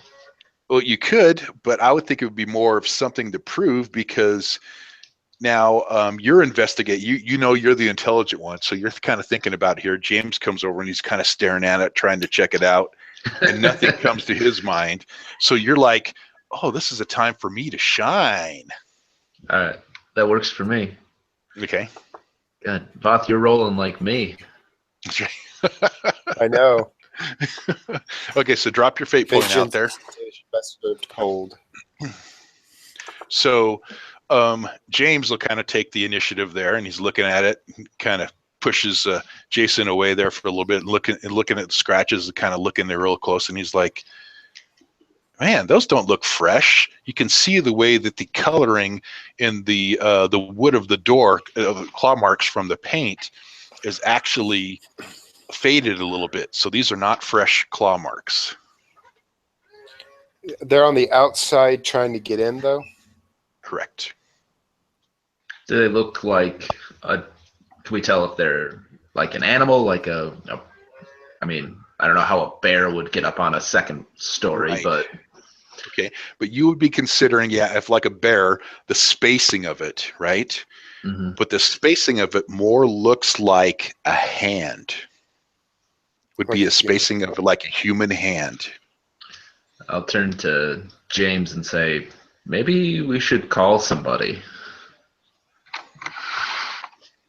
And tell him what? Scratches or wall? Or Tracy or whatever? Say, we don't know where Tracy or Lola are, and there's this weird scratch. I mean, we could call somebody, or we've got flashlights in the truck. It's a weird scratch, but I don't know, man. I don't want to jump to conclusions, but we don't know where they are right now. Well, what do you propose we do?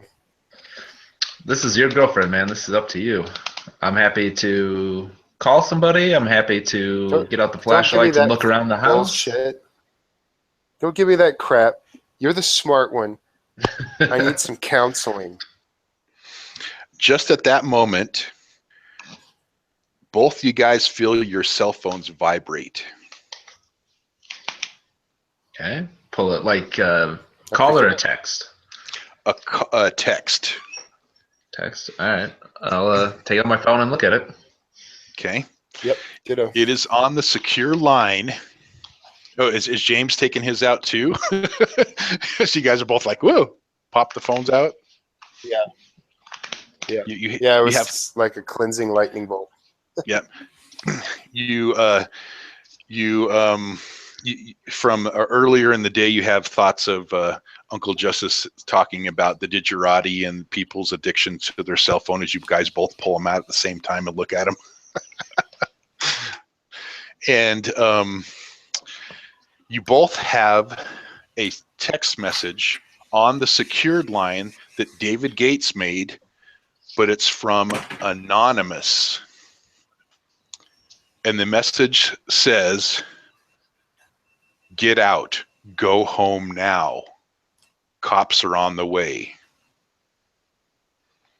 But it's from Anonymous, which is not any of your friends. I'll look at James. This is fucking weird.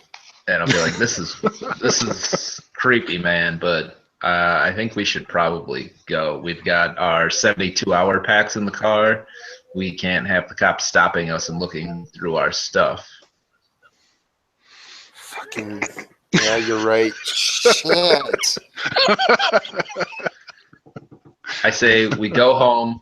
We'll start calling around our friends to see if anybody knows where she is. We don't have to call the cops or anything, but we can start calling and texting our friends, see if they know where she is. And if that doesn't work, we can decide what to do then. But I don't know what the hell this text is, but we should get out of here. That's weird. What if we go park the car, like over there in the trees, the truck of the trees, or some place that makes sense, where they wouldn't look at it? What the fuck is that? MJ trying to creep us out. Soundtrack music. Go ahead, keep going. I had to turn it down a little bit. Okay. I got to turn it down. I've got a full blast. Okay. Sorry about that. I was hearing it from your volumes. mine and his. Yeah, well, I've got my headphones in, but yeah, that was like full blast creepy music. Yeah. I thought we were about to die for a second with how loud that music was. Yeah. Okay, two things. Suggesting we go basically hide the truck somewhere that makes sense, that wouldn't be too obvious, and I'm going to rely on his brain. Before the cops get here, I want to swing back around with flashlights like you suggested. Once again, I will leave it up to his discretion if we grab our 9mm or not. Out of character, I think it's a horrible idea. Yeah, but I don't know what two stupid teenagers would do. And I think we should go follow the trail from the window, see if there's a trail with the window. And two, I think we're at a great cliffhanger because it's getting really close to time. I think so too. I think we should probably. I don't know if we need to hide the trucks, because we're walking around with flashlights. When the cops show up, we're not going to be able. They'll see us from a while away. Yep. But maybe just hide the guns at least. Yep. So take the guns out of the bug out bag and like do what? Open up the hood of the car or something and hide them in there. Okay, I don't know. I think cops are going to look under the hood of the car. Why don't we leave it at this exact spot to where both James and Jason are discussing what to do. What stupid thing to do. What is the dumbest thing we could do? Oh, God. What is the best dumb thing you can do in this situation? Painting the scene here. Lola's missing. Tracy's now missing. Let's go back down to our people here because we got more question marks we got to put on some people. Yeah. Tracy is nowhere to be found in the house. So she's got a question mark on her. Out of your friends. All the other ones. Oh, and also, Corlana was not seen all night long. That's true. Corlana was not seen. So you have 3 friends. Like the purple eyes. Were those like the Game of Thrones eyes with the little painting on them? She's an alien. I think she's the alien. I think she's the bad guy. She's trying to lure me into some sort of weird sexual trap. She's trying to procreate or something. She just wants to procreate with a human is all. Come on.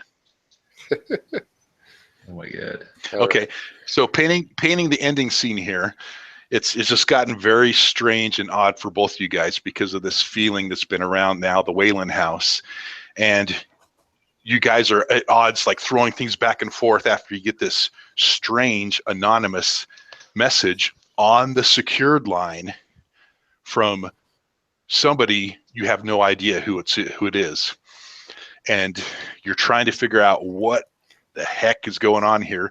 Now this message told you that the police are on their way. You have your 72-hour kits in your truck, and if they go out and say if the police find a body around somewhere, obviously they're going to come search your truck. Then it gets you in troubles with the feds because they're going to find your 72-hour kit with your 9mm in there. And on top of that, it'll make you guys look pretty darn guilty depending on if there's the body found or something.